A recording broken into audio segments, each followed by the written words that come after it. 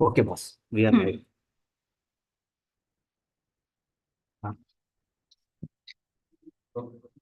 Shri Caitanya Charitamrta,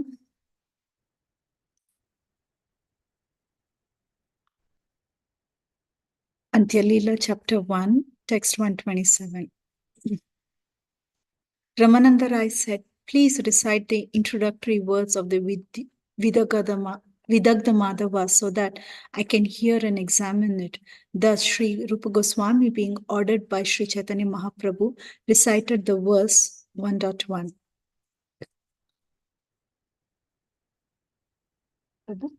Prabhu, do we read words also or only translation? Yeah, you don't need to read this verse. Okay, just translation. But we said text 128. Yeah. Text 128. May the pastimes of Sri Krishna reduce the miseries existing in the material world and nullify all unwanted desires. The pastimes of the Supreme Personality of Godhead are like shikarini, a blend of yogurt and sugar candy. They overpower the pride of even the nectar produced on the moon, for they distribute the sweet fragrance of the concentrated loving affairs of Srimati Radharani and the gopis. Text 129, Ramananda Rai said, now please recite the description of the glories of your worshipable deity, Rūpa Gosvāmī, however hesitated due to embarrassment because Sri Caitanya Mahaprabhu was present. Text 130. The Lord, however, encouraged Rūpa Gosvāmī, saying, why are you embarrassed? You should recite it so the devotees can hear the good fruit of your writing. Text 131. When Rūpa Gosvāmī thus recited his verse, Caitanya Mahaprabhu disapproved of it because it described his personal glories. He expressed the opinion that it was an exaggerated explanation. Text 132. May the Supreme Lord, who is known as the son of Srimati Sachidevi, be transcendently situated in the innermost core of your heart, resplendent with the radiance of molten gold. He has descended in the age of Kali by his causeless mercy to bestow what no incarnation has ever offered before, the most elevated mellow of devotional service, the mellow of conjugal love. Purport. This verse, Vidagdha Madhava 1.2, also appears in the Adi Lila 1.4 and 3.4. In his commentary on the Vidagdha Madhava, Śrīla Vishwanath Chakravarti Ṭhākura remarks, Mahaprabhos Purtim Vina Harilila Rasavadanu Papatter iti bhavaha. Without the mercy of Sri Caitanya Mahaprabhu, one cannot describe the pastimes of the Supreme Personality of Godhead. Therefore, Srila Rūpa Gosvāmī said, Vo yusmakam hridaya rupa guhayan sachinando hari pakshe simhas spuratu. May Sri Caitanya Mahaprabhu, who is exactly like a lion that kills all the elephants of desire, he be awakened within everyone's heart, for by his merciful blessings, one can understand the transcendental pastimes of Krishna. Text 133. All the devotees present so greatly appreciated this verse that they expressed their gratitude to Sri Rūpa Gosvāmī for his transcendental recitation. Text 134. Ramananda Rai inquired, how have you introduced the assembly of the players? Purport. Rūpa Gosvāmī replied, the players assemble at a suitable time under the heading of Pravartaka. In a drama, all the actors are called Patra or players. This is stated by Vishwanath Kaviraj in the Sahitya Darpana 6-83. Divyamartye satadrupa rupo mishram anyatarastayo shuchayed vastu bijam va mukham patram athapiva. The meaning of amukha is stated by Srila Rūpa Gosvāmī in the Nataka Chandrika. Sutradharo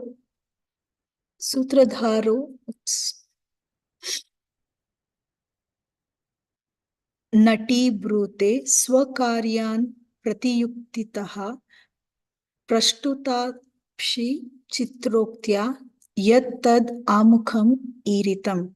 When Srila Ramananda Rai inquired about the arrangement for introducing the assembly of prayers in the drama. Rūpa Gosvāmī replied that when the players first enter the stage in response to the time, the introduction is technically called pravartaka. For an example, see verse 136 below. Śrīla Bhaktisiddhanta Saraswati Ṭhākura says that the introduction, which is technically called amukha, may be of 5 different kinds, according to the Sahitya Darpana 6-288. Udghatyakaha katodghataha prayogatisyasthatha pravartakavaligite panchaprashtavana vidaha. Introductions may be classified as follows. Udghatayaka, katodghata, prayogatishaya, pravartaka, and avalagita. These 5 kinds of introduction are called amukha. Thus, Srila Ramananda Rai asked which of the 5 introductions had been employed, and Srila Rūpa Gosvāmī replied that he had used the introduction called pravartaka. Text 135. When the entrance of the actors is set in motion by the arrival of a suitable time, the entrance is called pravartaka. Purport. This verse is from the Nataka Chandrika 12 by Srila Rūpa Gosvāmī. Text 136. Springtime had arrived, and the full moon of that season inspired the Supreme Personality of Godhead, who is complete in everything, with new attraction to meet the beautiful Srimati Radharani at night to increase the beauty of their pastimes. Purport. Srila Bhaktivinoda Thakur interprets this verse, Vidagdha Madhava 110, in 2 ways. For Lord Krishna and for Srimati Radharani. When interpreted for Krishna, the night is understood to have been a dark moon night, and when interpreted for Srimati Radharani, it is considered to have been a full moon night. Text 137. Ramananda Rai said, please recite the prarochana portion so that I may hear and examine it. Purport. Sri Rūpa replied, I think that Sri Caitanya Mahaprabhu's desire to hear is prarochana, the method of inducing the audience to become more and more eager to hear by praising the time and place. The hero and the audience is called prarochana. This is the statement regarding prarochana in the Nataka Chandrika. Deshakala katavastu sabhyadinam prashamshaya shrotrunam unmukhikaraha Kathityayam prarochana. Similarly, the Sahitya Darpana 6-86 says, Tasya prarochana vithi tatha prahasana mukhe angan yatron mukhi kara prashamsataha prarochana. Any literature presented in Sanskrit must follow the rules and regulations mentioned in the authoritative reference books. The technical inquiries by Srila Ramananda Rai and the replies of Srila Rūpa Gosvāmī indicate that both of them were expert and fully conversant with the techniques of writing drama. Text 138. The devotees now present are constantly thinking of the Supreme Lord and are therefore highly advanced. This work named Vidagdha Madhava depicts the characteristic pastimes of Lord Krishna with decorations of poetic ornaments, and the inner grounds of the forest of Vrindavana provide a suitable platform for the dancing of Krishna with the gopis. Therefore, I think that the pious activities of persons like us who have tried to advance in devotional service have now attained maturity. Purport. This is verse 8 of the first act of Vidagdha Madhava. Text 139. O learned devotees, I am by nature ignorant and low.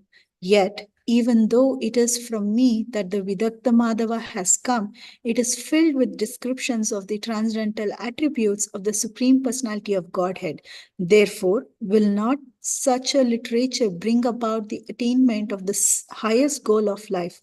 Although its wood may be ignited by a low-class man, fire can nevertheless purify gold. Similarly, although I am very low by nature, this book may help cleanse the dirt from within the hearts of the golden devotees. Purport. This verse is Vidagdha Madhava 1:6. Text 140. Then Ramananda Rai inquired from Rūpa Gosvāmī about the causes of the loving affairs between Krishna and the gopis, such as previous attachment, transformation of love, endeavors for love, and exchanges of letters disclosing the gopis' awakening love for Krishna.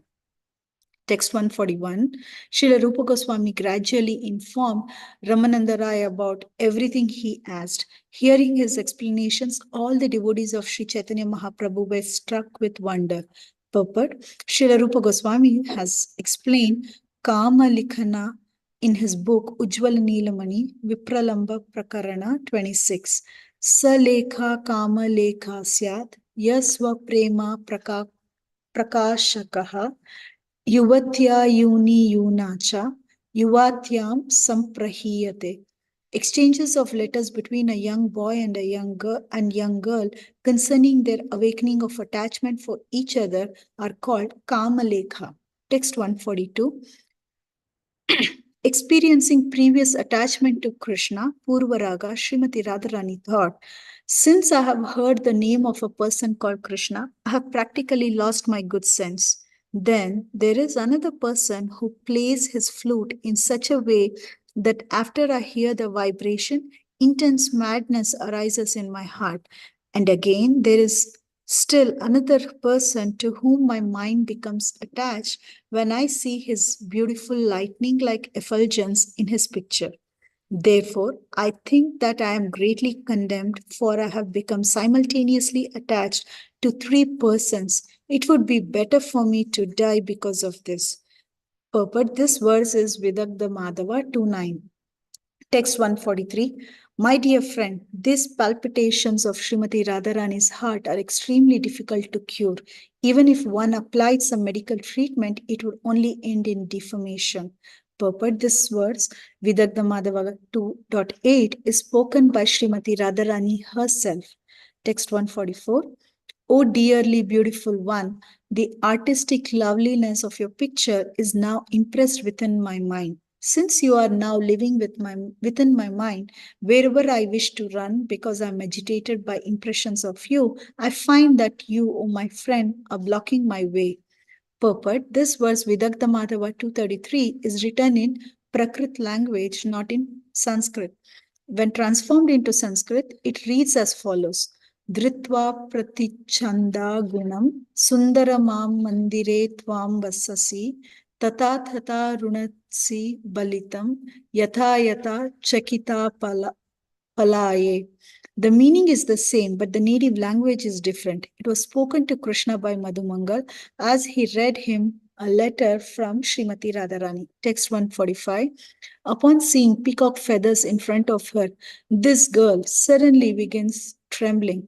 When she sometimes sees a necklace of gunja, small conch shells, she sheds tears and cries loudly. I do not know what kind of new ecstatic influence has entered the heart of this poor girl. It has imbued her with the dancing attitude of a player, creating wonderful, unprecedented dances on a stage. Purport, this verse, Vidagdha Madhava 215, is spoken by Mukhara, a friend of Lord Krishna's Mukhara, a friend of Lord Krishna's grandmother, in a conversation with Purnamasi, the grandmother of Madhumangal. Text 146, Srimati Radharani said to her constant companion Vishaka, my dear friend, if Krishna is unkind to me, there will be no need for you to cry, for it will not be due to any fault of yours. I shall then have to die, but afterwards, please do one thing for me.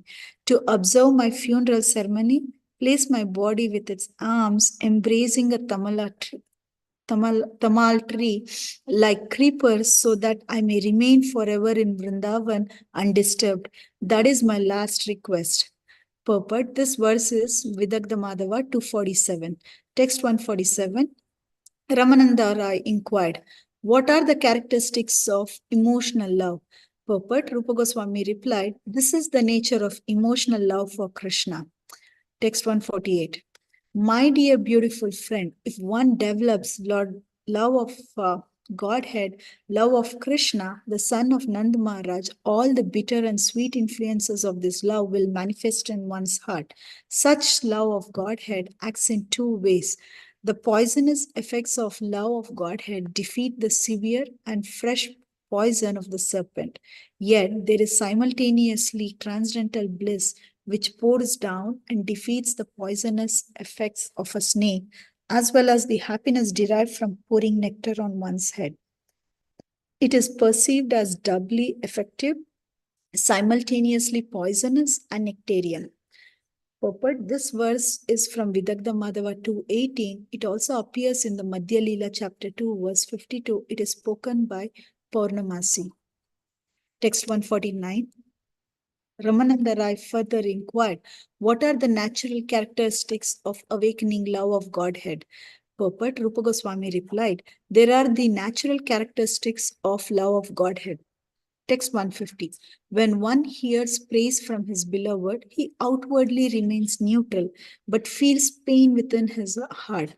When he hears his beloved making accusations about him, he takes them to be jokes and enjoys pleasure. When he finds faults in his beloved, they do not diminish his love, nor do the beloved's good qualities increase his spontaneous affection. Thus, spontaneous love continues under all circumstances. That is how spontaneous love of Godhead acts within the heart. Purport: this verse from Vidagdha Madhava 5:4 is spoken by Purnamashi, the grandmother of Madhumangal and mother of Sandipani Muni.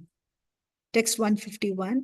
Upon hearing of my cruelty, moon-faced Radharani may establish some kind of tolerance in her aggrieved heart, but then she might turn against me. Or, indeed, being fearful of the lusty desires invoked by the bow of formidable Cupid, she might even give up her life. Alas, I have foolishly uprooted the soft creeper of her desire just when it was ready to bear fruit. Purport: having been very cruel to Srimati Radharani, Krishna is repenting in this way. Vidagdha Madhava 240. Text 152. Desiring the happiness of his association and embraces my dear friend, I disregarded even my superiors and relaxed my shyness and gravity before them. Furthermore, although you are my best friend, more dear to me than my own life, I have given you so much trouble. Indeed, I even put aside the vow of dedication to my husband, a vow kept by the most elevated women. Oh, alas, although he is now neglecting me, I am so sinful that I am still living. Therefore, I must condemn my so-called patience. Purport: Srimati Radharani is speaking this verse, Vidagdha Madhava 241, to her intimate friend Vishaka Devi. Text 153. I was engaged in my own playful activities in my home, and because of my childish innocence, I did not know right from wrong.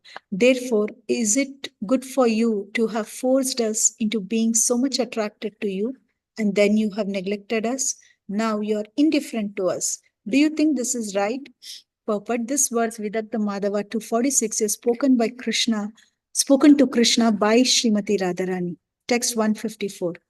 Our hearts are so polluted by miserable conditions that we are certainly going to Pluto's kingdom.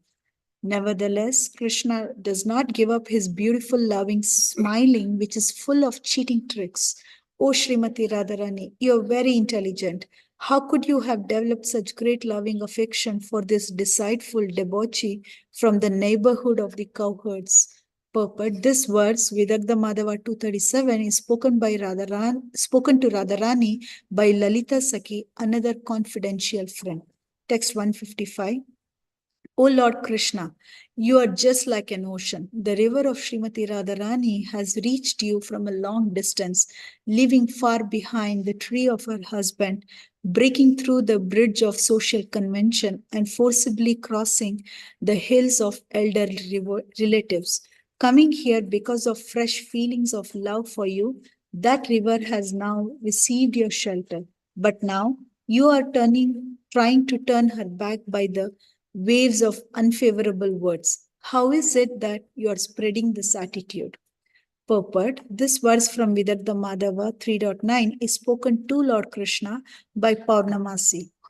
Text 156, Srila Ramananda Rai further inquired, how have you described Vrindavan, the vibration of transcendental flute, and the relationship between Krishna and Radhika? Text 157, please tell me all this, for your poetic ability is wonderful. After offering obeisances to Ramananda Rai, Rūpa Gosvāmī gradually began answering his inquiries. Text 158, the sweet, fragrant honey oozing from newly grown mango buds is again and again attracting groups of bumblebees, and this forest is trembling in the softly moving breezes from the Malaya hills, which are full of sandalwood trees. Thus, the forest of Vrindavan is increasing my transcendental pleasure. Purport, this verse from the Vidagdha Madhava 123 is spoken by Lord Krishna himself. Text 159, my dear friend, see how this forest of Vrindavan is full of transcendental creepers and trees. The tops of the creepers are full of flowers, and intoxicated bumblebees are buzzing around them, humming songs that please the ear and surpass even the Vedic hymns. Purport, this verse from Vidagdha Madhava 124 is spoken by Lord Balaram to his friend Śrīla. Text 160, my dear friend, this forest of Vrindavan is giving great pleasure to our senses in various ways. Somewhere bumblebees are singing in groups, and in some places mild breezes are cooling the entire atmosphere.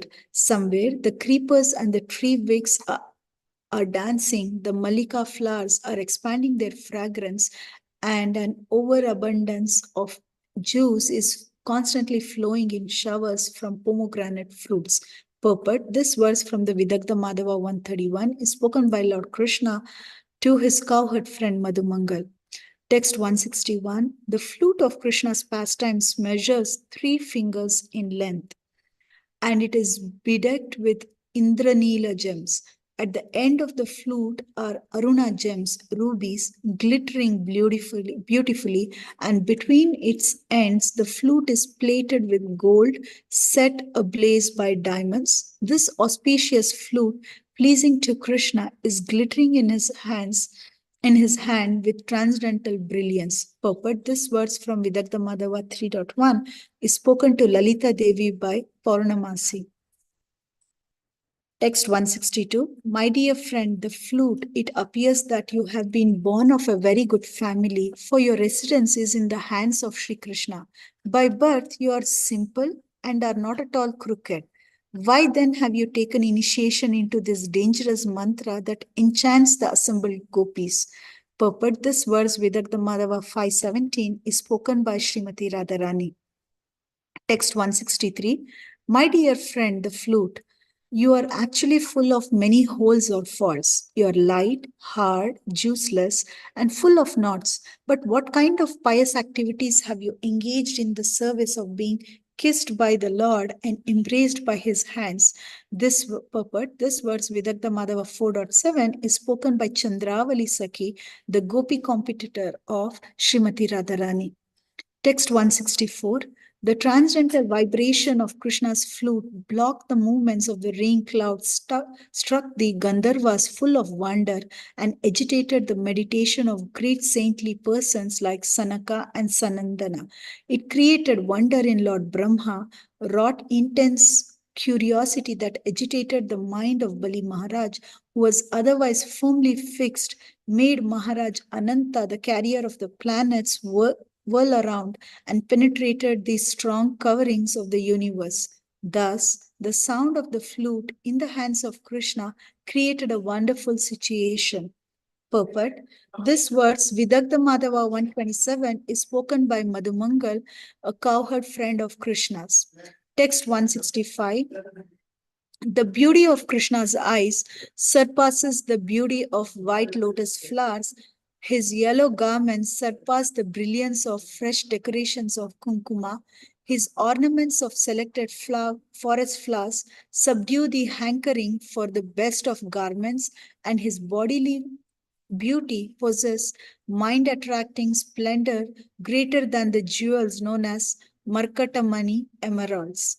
Purport, this verse from Vidagdha Madhava 117 is spoken by Purnamasi. Text 166. O most beautiful friend, please accept the Supreme Personality of Godhead who is standing before you, full of transcendental bliss. The borders of his eyes roam from side to side, and his eyebrows move slowly like bumblebees on his lotus-like face. Standing with his right foot placed below the knee of his left leg, the middle of his body curved in three places, and his neck gracefully tilted to the side, he takes his flute to his pursued lips and moves his fingers upon it here and there. Purport: this verse from Lalita Madhava Nataka 427, a 10-act play by Śrīla Rūpa Gosvāmī is spoken by Lalita Devi to Radharani. Text 167. O beautiful faced one, who is this creative person standing before us? With the sharp chisels of his loving glances, he is splitting the hard stones of many women's devotion to their husbands. And with the luster of his body, surpassing the brilliance of countless emeralds, he is simultaneously constructing private meeting places for his pastimes. Purport: this verse, Lalita Madhava 152, is spoken by Radharani to Lalita Devi. Text 168. My dear friend, this newly youthful Lord Shri Krishna, the moon in the family of Nanda Maharaj, is so beautiful that he defies the beauty of clusters of valuable jewels.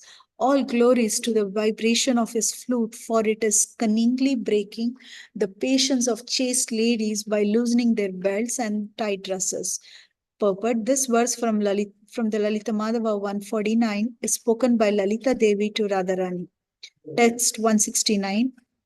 The beauty of Srimati Radharani's eyes forcibly devours the beauty of newly grown blue lotus flowers, and the beauty of her face surpasses that of an entire forest of fully blossomed lotuses. Her bodily luster seems to place even gold into a painful situation. Thus, the wonderful, unprecedented beauty of Srimati Radharani is awakening in Vrindavan. Purport: this verse is from the Vidagdha Madhava 132. It is spoken by Purnamasi. Text 170. Although the effulgence of the moon is brilliant initially at night, in the daytime it fades away. Similarly, although the lotus is beautiful during the daytime, at night it closes. But, oh my friend, the face of my dearmost Srimati Radharani is always bright and beautiful both day and night. Therefore, to what can her face be compared? Purport: this verse, Vidagdha Madhava 520, is spoken by Shri Krishna to Madhumangal. Text 171.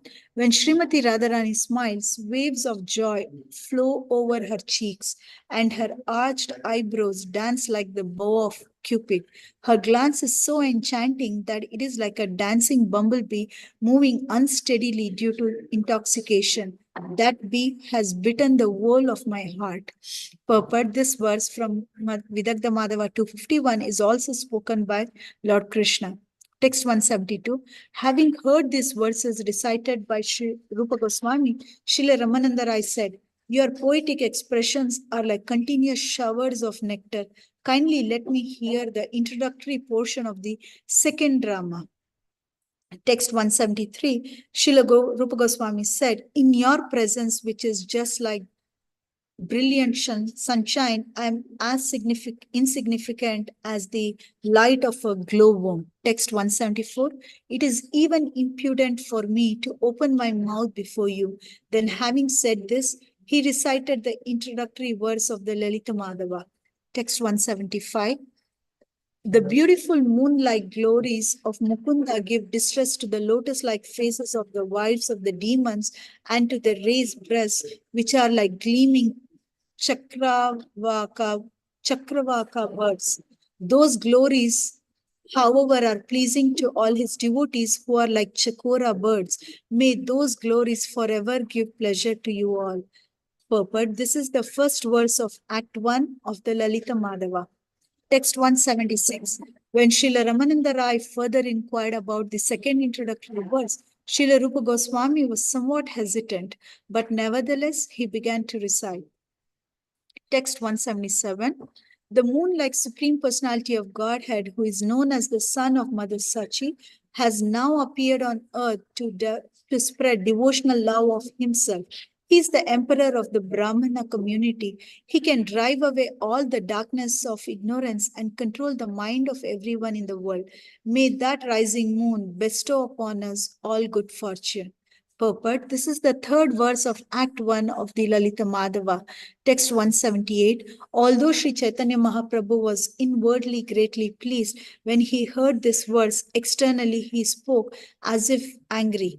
Text 179. Your exalted poetic descriptions of the mellows of Lord Krishna's pastimes are like an ocean of water. But why have you put in a false prayer about me? It is like a drop of detestable alkali. Text 180. Srila Ramananda Rai objected, it is not alkali at all. It is a particle of camphor he has put into the nectar of his exalted poetic expression. Text 181. Sri Chaitanya Mahaprabhu said, my dear Ramananda Rai, you are jubilant at hearing these poetic expressions, but I am ashamed to hear them. For people in general will joke about the subject of this verse. Text 182, Ramananda Rai said, instead of joking, people in general will feel great pleasure in hearing such poetry, for the initial remembrance of the worshipable deity invokes good fortune.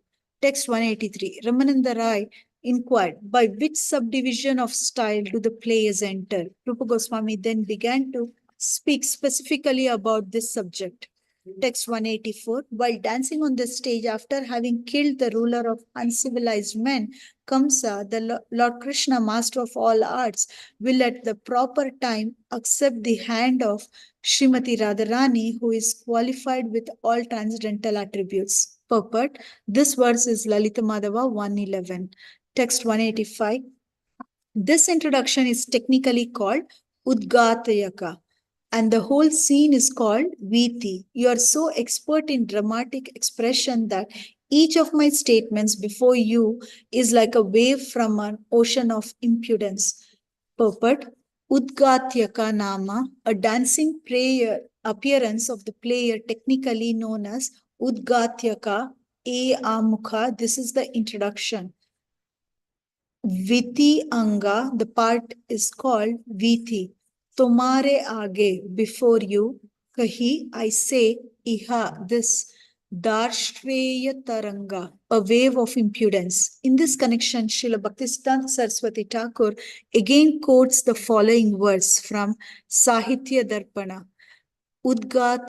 Udgatyakaha katodghata prayogatishyastata pravartakavalgite panchaprashtavanabhidaha. Thus, the technical names for the 5 kinds of introductory scenes of the drama are listed as Udgatyaka, Katodgata, Prayogatishaya, Pravartaka, and Avalagita. When Srila Ramananda Rai inquired which of these Srila Rūpa Gosvāmī had used to accomplish the technical introduction to his drama Lalita Madhava, Rūpa Gosvāmī replied that he had used the introduction technically called Udghatyaka. According to Bharati Vritti, 3 technical terms used are Prarochana, Viti, and Prahasana. Thus, Rūpa Gosvāmī also mentioned Viti, which is a technical term for a certain type of expression. According to Sahitya Darpana 6.520, Vityam eko bhaved anka kaschid ekotra kalpyate akasha bhasitair uktais chitram pratyuktim ashritaha. The Viti, beginning of a drama, consists of only one scene. In that scene, one of the heroes enters the stage and by means of opposing statements uttered by a voice from the sky of stage, he introduces the abundant conjugal mellow and other mellows to some degree. In the course of the introduction, all the seeds of the play are planted. This introduction is called Udghatyaka because the player dances on the stage. This term also indicates that the full moon enters the stage. In this case, when the word natata, dancing on the stage is linked with the moon, its meaning is obscured, but because the meaning becomes very clear when the word natata is linked with Krishna. Natata. This type of introduction is called Udghatyaka. Srila Ramananda Rai used highly technical terms when he discussed this subject with Srila Rūpa Gosvāmī. Rūpa Gosvāmī stated that Srila Ramananda Rai was a greatly learned scholar of bona fide dramatic composition. Thus, although Srila Rūpa Gosvāmī was quite fit to answer Srila Ramananda Rai's questions due to his Vaishnava humility, he said that his words were impudent. Actually, both Rūpa Gosvāmī and Ramananda Rai were scholarly experts in composing poetry and presenting it strictly according to the Sahitya Darpana and other Vedic literatures. Text 186. To explain an unclear word, men generally join it with other words. Such an attempt is called Udghatyaka. Purport: this verse is quoted from Sahitya Darpana 6-89.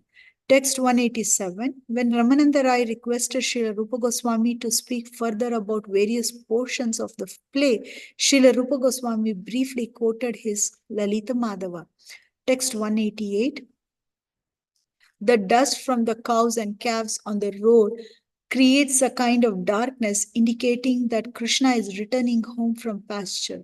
Although the darkness of evening provokes the gopis to meet Krishna, thus the pastimes of Krishna and the gopis are covered by a kind of transcendental darkness and are therefore impossible for ordinary scholars of the Vedas to see. Purport: this verse from Lalita Madhava 123 is spoken by Purnamasi in a conversation with Garge. Krishna states in Bhagavad Gita 248, Traigunya Vishaya Veda Nishtraigunya Bhavarjuna. Thus he advised Arjuna to rise above the modes of material nature, for the entire Vedic system is filled with descriptions involving Sattvagun, Rajogun, and Tamogun. People are generally covered by the quality of Rajogun and are therefore unable to understand the pastimes of Krishna with the gopis of Vraja. Moreover, the quality of Tamoguna further disturbs their understanding. In Vrindavan, however, although Krishna is covered by the hazy darkness of the dust, the gopis can nevertheless understand that within the dust storm is Krishna. Because they are his topmost devotees, they can perceive his hand in everything. Thus, even in the dark or in a hazy storm of dust, devotees can understand what Krishna is doing. The purport of this verse is that under no circumstances is Krishna ever lost to the vision of exalted devotees like the gopis. Text 189. May the sweet sound of Lord Krishna's flute, his authorized messenger, be glorified, for it expertly releases Srimati Radharani from her shyness and attracts her from her home to the forest. Purport: this verse from Lalita Madhava 124 is spoken by Gargi, the daughter of Gargamuni. Text 190. My dear friend, who is this fearless young man? He is as bright as a lightning cloud, and he wanders in his pastimes like a maddened elephant. From where has he come to Vrindavan?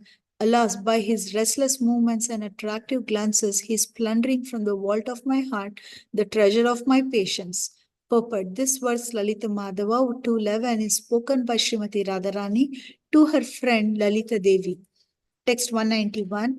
Srimati Radharani is the Ganges in which the elephant of my mind enjoys pastimes. She is the shining of the full autumn moon for the chakora birds of my eyes.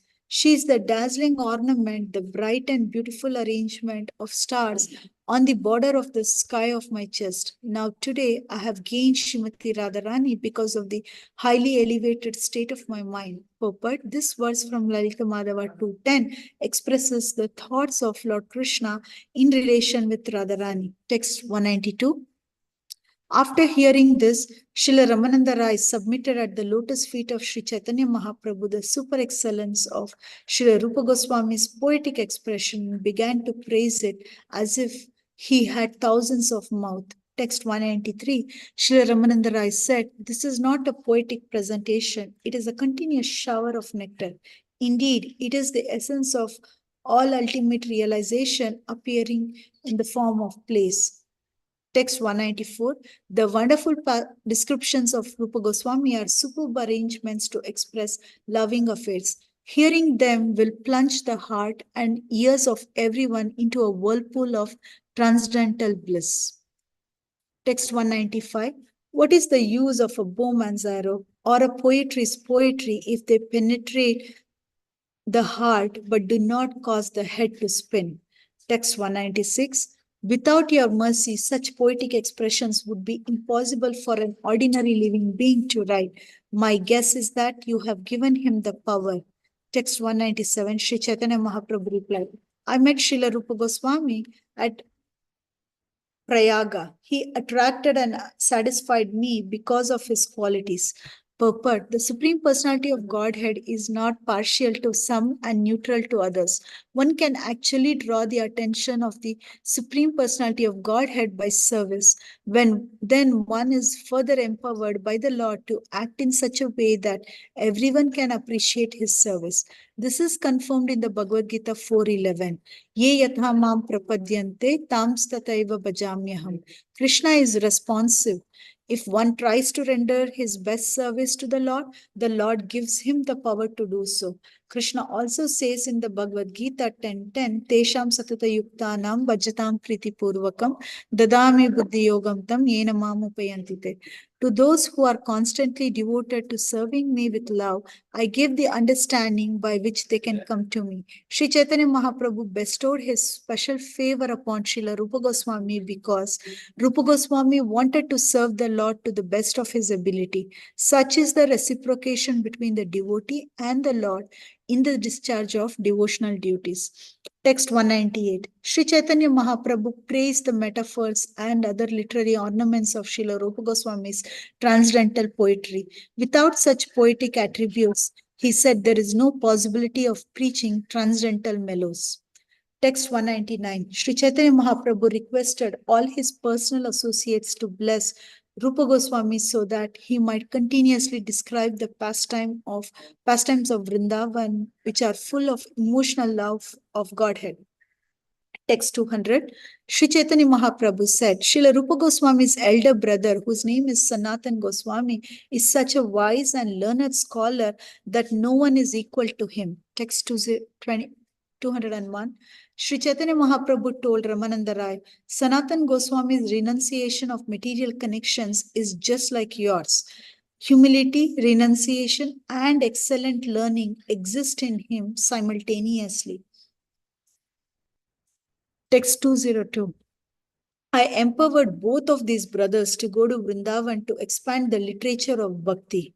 Purport: Sri Chaitanya Mahaprabhu informed Srila Ramananda Rai that he and Sanatan Goswami had engaged equally in devotional service after giving up relationships with material activity. Such renunciation is a symptom of an unalloyed devotee engaged in the service of the Lord with no tinge of material contamination. According to Sri Chaitanya Mahaprabhu, this is the position of Trinadapi Sunichena Taroriva Sahishnuna. A pure devotee free from the reactions of the material modes of nature executes devotional service with tolerance like that of a tree. He also feels humbler than the grass. Such a devotee who is called Nishkinchana or free from all material possessions is always absorbed in emotional love of God. He is reluctant to perform any kind of sense gratification. In other words, such a devotee is free from all material bondage, but he engages in Krishna conscious activities. Such expert devotional service is performed without hypocrisy. Humility, renunciation, and learned scholarship were combined in Sanatan Goswami, the ideal pure devotee who was on the same level of understanding as Srila Ramananda Rai. Like Ramananda Rai, Sanatan Goswami was a fully cognizant expert in the conclusions of devotional service and was therefore able to describe such transcendental knowledge. Text 203. Srila Ramananda Rai replied to Sri Chaitanya Mahaprabhu, My Lord, you are the Supreme Personality of Godhead. If you like, you can cause even a wooden doll to dance. Text 204. I see that the truths regarding the transcendental mellows that you expounded through my mouth are all explained in the writings of Srila Rūpa Gosvāmī. Text 205. Because of your causeless mercy toward your devotees, you want to describe the transcendental pastimes in Vrindavan. Anyone empowered to do this can bring the entire world under your influence. Purport. This passage parallels the statement Krishna Shakti Vina Nahe Tara Pravartana, which means that unless empowered by the Supreme Personality of Godhead Krishna, one cannot spread the holy name of the Lord throughout the entire world. Chaitanya Charitamrta Anthya 7:11. Under the protection of the Supreme Personality of Godhead, a pure devotee can preach the holy name of the Lord so that everyone may take advantage of this facility and thus become Krishna conscious. Text 206. Sri Chaitanya Mahaprabhu then embraced Rūpa Gosvāmī and asked him to offer prayers at the lotus feet of all the devotees present. Text 207. Advaita Acharya, Nityananda Prabhu and all the other devotees showed their causeless mercy to Rūpa Gosvāmī by embracing him in return. Text 208. Seeing Sri Chaitanya Mahaprabhu's special mercy toward Srila Rūpa Gosvāmī and seeing his personal qualities, all the devotees were struck with wonder. Text 209. Then when Sri Chaitanya Mahaprabhu left with all of his devotees, Haridāsa Ṭhākura also embraced Srila Rūpa Gosvāmī. Text 210. Haridāsa Ṭhākura told him, there is no limit to your good fortune. No one can understand the glories of what you have described. Text 211, Srila Rūpa Gosvāmī said, I do not know anything. The only transcendental words I can utter are those which Sri Chaitanya Mahaprabhu makes me speak. Purport. The poet or writer dealing with transcendental subject matters is not an ordinary writer or translator. Because he is empowered by the Supreme Personality of Godhead, whatever he writes becomes very effective. The principle of being empowered by the Supreme Personality of Godhead is essential. A materialistic poet who describes in his poetry the material activities of men and women cannot describe the transcendental pastimes of the Lord or the transcendental conclusions of the devotional service. Srila Sanatana Goswami has therefore warned all neophyte devotees that one should not hear from the mouth of a non-Vaishnava. Avaishnava mukhodgirnam putam harikatamritam shravanam naiva kartavyam sarpochishtam yathapayaha. Padma Puran. One should not hear anything about Krishna from a non-Vaishnava. Milk touched by the lips of a serpent has poisonous effects. Similarly, talks about Krishna given by non-Vaishnava are also poisonous. Unless one is a fully unalloyed devotee of the Lord, one should not try to describe the pastimes of Krishna in poetry, for it will be only mundane. There are many descriptions of Krishna's Bhagavad Gita written by persons whose consciousness is mundane and who are not qualified by pure devotion. Although they attempted to write transcendental literature, they could not fully engage even in a single devotee in Krishna. Such literature is mundane and therefore, as warned by Sri Sanatana Goswami, one should not touch it. Text 211. Although I am the lowest of men and have no knowledge, the Lord has mercifully bestowed upon me the inspiration to write transcendental literature about devotional service. Therefore, I offer my obeisances at the lotus feet of Sri Chaitanya Mahaprabhu, the Supreme Personality of Godhead, who has given me the chance to write these books. Purport. This verse is from the Bhakti Rasamrita Sindhu 112. Text 213. In this way, Srila Rūpa Gosvāmī passed his time in close association with Haridāsa Ṭhākura by discussing the pastimes of Lord Krishna in great happiness. Text 214. All the devotees of Sri Chaitanya Mahaprabhu thus spent 4 months with him. Then the Lord bade them farewell and they returned to Bengal.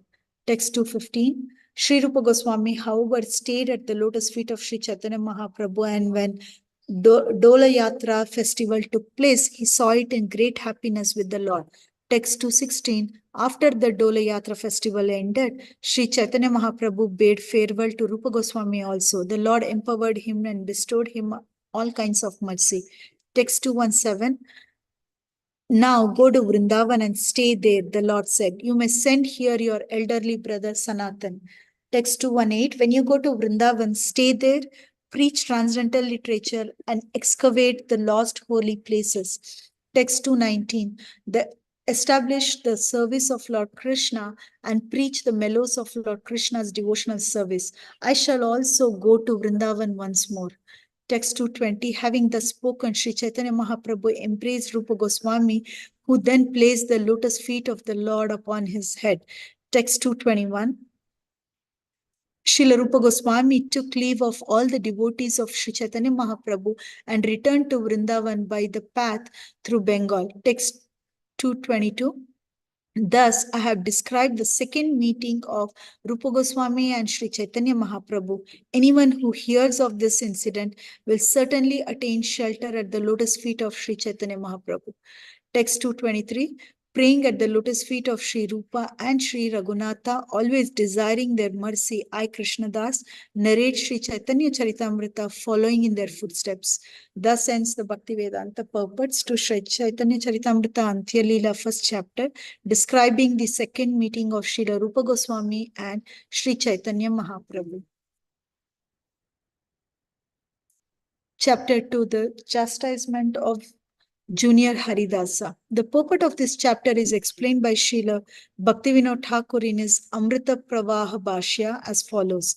Krishnadas Kaviraj Goswami, the author of Sri Chaitanya Charitamrita, wanted to explain direct meetings with Sri Chaitanya Mahaprabhu, meetings with those empowered by him, and his Avirbhava appearance. Thus, he described the glories of Narsimhananda and other devotees. A devotee named Bhagavan Acharya was exceptionally faithful to the lotus feet of Sri Chaitanya Mahaprabhu. Nevertheless, his brother Gopala Bhatta Acharya discoursed upon the commentary of impersonalism Mayavada. Srila Swarup Damodar Goswami, the secretary of Sri Chaitanya Mahaprabhu, forbid Bhagavan Acharya to indulge in hearing that commentary. Later, when Junior Haridāsa followed the order of Bhagavan Acharya, went to collect alms from Madhavi Devi, he committed an offense by talking intimately with a woman, although he was in the renounced order. Because of this, Sri Chaitanya Mahaprabhu rejected Junior Haridas, and despite all the requests of his Lord's stalwart devotees, the Lord did not accept him again. 1 year after this incident, Junior Haridāsa Ṭhākur went to the confluence of the Ganges and Yamuna and committed suicide. In his spiritual body, however, he continued to sing devotional songs, and Sri Chaitanya Mahaprabhu heard them. When the Vaishnavas of Bengal went to see Sri Chaitanya Mahaprabhu, these incidents became known to Swarup Damodar and others. Text 1. I offer my respectful obeisances unto the lotus feet of my spiritual master and all the other preceptors on the path of devotional service. I offer my respectful obeisances unto all the Vaishnavas and to the 6 Goswamis, including Srila Rūpa Gosvāmī, Srila Sanatana Goswami, Raghunath Dasa Goswami, Jiva Goswami, and their associates. I offer my respectful obeisances unto Sri Advaita Acharya, Sri Nityananda Prabhu, Sri Chaitanya Mahaprabhu, and all his devotees headed by Srivas Ṭhākur. I then offer my respectful obeisances unto the lotus feet of Krishna, Srimati Radharani, and all the gopis headed by Lalita and Vishaka. Text 2. All glories to Sri Chaitanya Mahaprabhu, all glories to Nityananda Prabhu, all glories to Advaita Acharya, and all glories to the devotees of Sri Chaitanya Mahaprabhu. Text 3. In his incarnation as Sri Chaitanya Mahaprabhu, Lord Krishna descended to deliver all the living beings in the 3 worlds from Brahmaloka down to Patala Loka.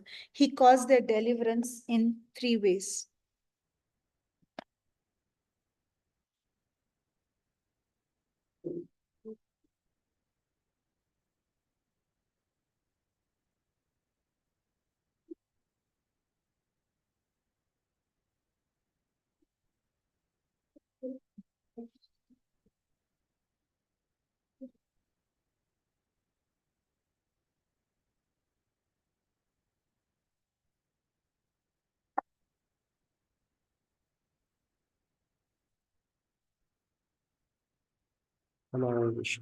Krishna Krishnaya Bhutale Srimate Bhaktivedanta Swami Iti Namo Namaste Saraswate Devi Gauravānti Charine Devi Shesha Shanyavadika Pachyapadesha Karane Shri Krishna Chaitanya Prabhu Nityananda Shri Advaita Gadadhar Srivasadi Gaura Bhaktavinda Hare Krishna Krishna Krishna Hare Hare Hare Ram Ram Ram Hare Hare.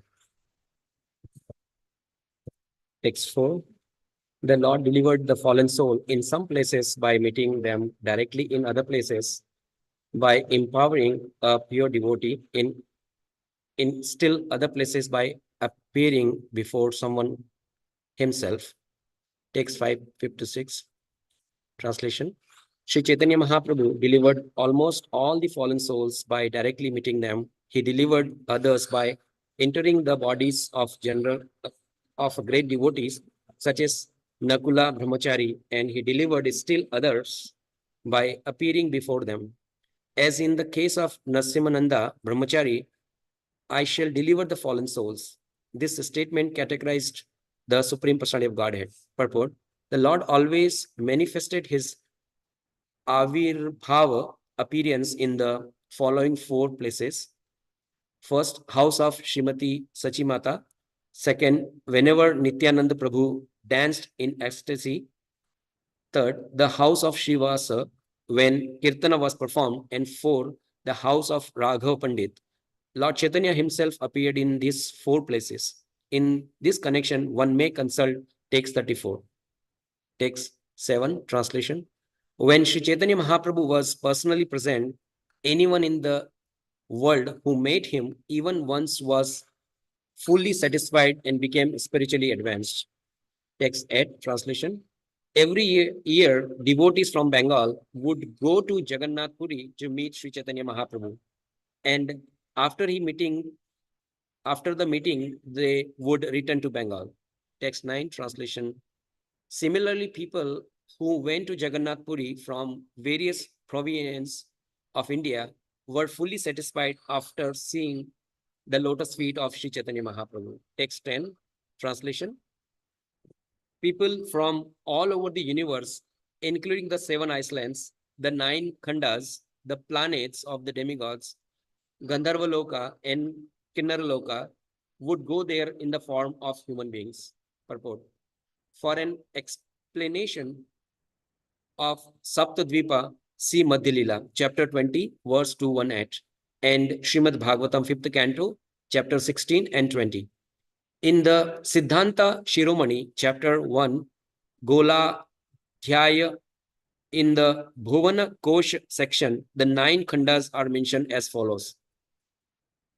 Aindram Kareshu Kasheru Sakalam Kila Tamra Paranam Anyad Gabhashtimad Astas Cha Kumarikakhyam Nagam Cha Somyam Iha Varunam Anthya Khandam Gandharva Sangyam Iti Bharata Varsha Madhye. Within Bharatvarsh, there are 9 khandas. They are known as Aindra, Kasheru, Tamraparna, Gabhastimat, Kumarika, Naga, Somya, Varuna, and Gandharva. Text 11, translation. Having seen the Lord, they all became Vaishnavas. Thus, in ecstatic love of Godhead, they chanted the Hare Krishna Mahamantra and danced. Text 12, translation. Thus, by direct meeting, Sri Chaitanya Mahaprabhu delivered the 3 worlds. Some people, however, were entangled in material activities and could not go. Text 13, translation. To deliver people in regions throughout the universe who could not meet him, Sri Chaitanya Mahaprabhu personally entered the bodies of pure devotees. Text 14, translation. Thus, he empowered living beings, his pure devotees, by manifesting in them so much of his own devotion that people in all other countries became devotees by seeing them. Purport. As stated in Chaitanya Charitamrta Anthya Lila 7.1, Kali Kaler Dharma Krishna Nama Sankirtana Krishna Shakti Vina Nahe Tara Paravartana. Unless one is empowered by the Supreme Personality of Godhead, Sri Chaitanya Mahaprabhu, one cannot spread the holy name of the Hare Krishna Mahamantra throughout the world. Persons who do so are empowered. Therefore, they are sometimes called Avesh Avataras or empowered incarnations, for they are endowed with the power of Sri Chaitanya Mahaprabhu. Text 15, translation. In this way, Sri Caitanya Mahaprabhu delivered the entire three worlds, not only by his personal presence, but also by empowering others. I shall briefly describe how he empowered a living being in Bengal. Text 16 translation. In Ambuya Muluka, there was a person named Nakula Brahmachari who was a perfectly pure devotee, greatly advanced in devotional service. Purport. Srila Bhaktivinoda Ṭhākura says that Abuya Mulaka is the present Ambika, a city in the Burdwan district of West Bengal. Formerly, during the Muslim regime, it was known as Ambuya Mulaka. In this city, there is a neighborhood called Pyari Gajya, and that is where Nakula Brahmachari used to live. Text 17 translation. Desiring to deliver all the people of Bengal, Sri Caitanya Mahaprabhu entered the heart of Nakula Brahmachari. Text 18 translation. Nakula Brahmachari became exactly like a man hunted by a ghost. Thus, he sometimes laughed, sometimes cried, sometimes danced, and sometimes chanted like a madman. Text 19 translation. He continuously exhibited bodily transformations of transcendental love. Thus, he cried, trembled, became stunned, perspired, danced in love of Godhead, and made sounds like those of a cloud. Text 20 translation. His body shone with the same luster as that of Sri Caitanya Mahaprabhu, and he showed the same absorption in ecstatic love of Godhead. People came from all provinces of Bengal to see these symptoms. Text 21 translation. He advised whomever he met to chant the holy names Hare Krishna. Thus, upon seeing him, people were overwhelmed with love of Godhead. Text 22 translation. When Shivananda Sena heard that Sri Caitanya Mahaprabhu had entered the body of Nakula Brahmachari, he went there with doubt in his mind. Text 23 translation. Desiring to taste the authenticity of Nakula Brahmachari, he stayed outside thinking as follows. Text 24 and 25 translation. If Nakula Brahmachari personally calls me and show me worshipable mantra, then I shall understand that he is inspired by the presence of Sri Caitanya Mahaprabhu. Thinking in this way, he stayed some distance apart. Text 26 translation. There was a large crowd of people, some coming and some going. Indeed, some people in that great crowd could not even see Nakula Brahmachari. Text 27 translation. In his inspired state, Nakula Brahmachari said, Shivananda Sen is staying some distance away. 2 or 4 of you go call him. Text 28 translation. Thus people began running here and there, calling in all directions, Shivananda, whoever is Shivananda, please come. Nakula Brahmachari is calling you. Text 29 translation. Hearing these calls, Shivananda Sena quickly went there, offered obeisances to Nakula Brahmachari and sat down near him. Text 30 translation. Nakula Brahmachari said, I know that you are doubtful. Now please hear this evidence with great attention. Text 31 translation. You are chanting the Gaura Gopal mantra composed of 4 syllables. Now please give up the doubts that have resided within you. Purport. Srila Bhakti Vinoda Ṭhākura explains the Gaura Gopala mantra in his Amrita Pravaha Bhashya. Worshippers of Sri Gaur Sundar accept the 4 syllables Gauranga as the Gaura mantra. But pure worshippers of Lord, but pure worshipper of Radha Krishna accept the 4 syllable Radha Krishna as the Gaura Gopala mantra. However, Vaishnava consider Sri Caitanya Mahaprabhu non-different from Radha Krishna. Sri Krishna Chaitanya Radha Krishna Nahe Anya. Therefore, one who chants the mantra Gauranga and one who chants the name of Radha Krishna are on the same level. Text 32 translation. Shivananda Sen thereupon developed full confidence in his mind that Nakula Brahmachari was filled with the presence of Sri Caitanya Mahaprabhu. Shivananda then offered him respect and devotional service. Text 33 translation. In this way, one should understand the unconceivable potencies of Sri Chaitanya Mahaprabhu. Now please hear now how his appearance Avirbhava takes place. Text 34, 35 translation. Sri Chaitanya Mahaprabhu always appeared in 4 places: in the household temple of Mother Sachi, in the places where Sri Nityananda Prabhu danced, in the house of Srivas Pandita during congregational chanting, and in the house of Raghav Pandit. He appeared because of his attraction to the love of his devotees. That is his natural characteristic. Text 36 translation. Sri Chaitanya Mahaprabhu appeared before Narsimananda Brahmachari and ate his offerings. Please hear about this with attention. Text 37 translation. Shivananda Sen had a nephew named Shrikant Sen, who by the grace of Sri Chaitanya Mahaprabhu was extremely fortunate. Text 38 translation. One year, Shrikant Sen came alone to Jagannath Puri in great eagerness to see the Lord. Text 39 translation. Seeing Shrikant Sen, Sri Chaitanya Mahaprabhu bestowed causeless mercy upon him.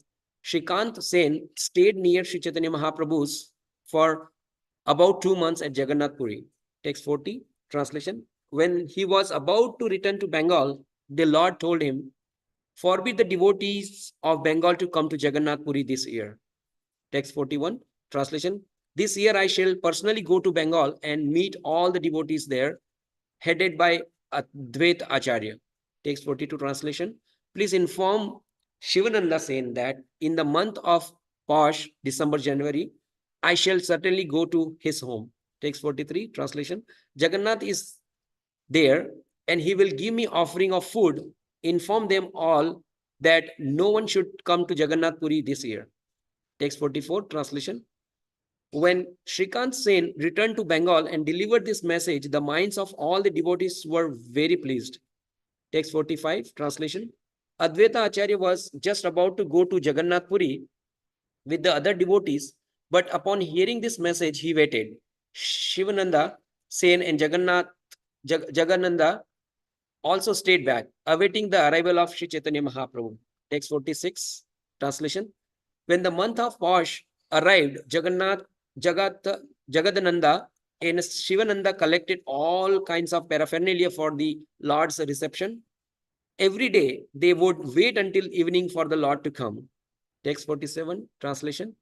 As the month passed, but Sri Chaitanya Mahaprabhu did not come, Jagadananda and Shivananda became most unhappy. Text 48 and 49 translation. Suddenly, Narsimananda arrived and Jagadananda and Shivananda arranged for him to sit near them. Seeing them both so unhappy, Narsimananda inquired, why do I see that you are both despondent?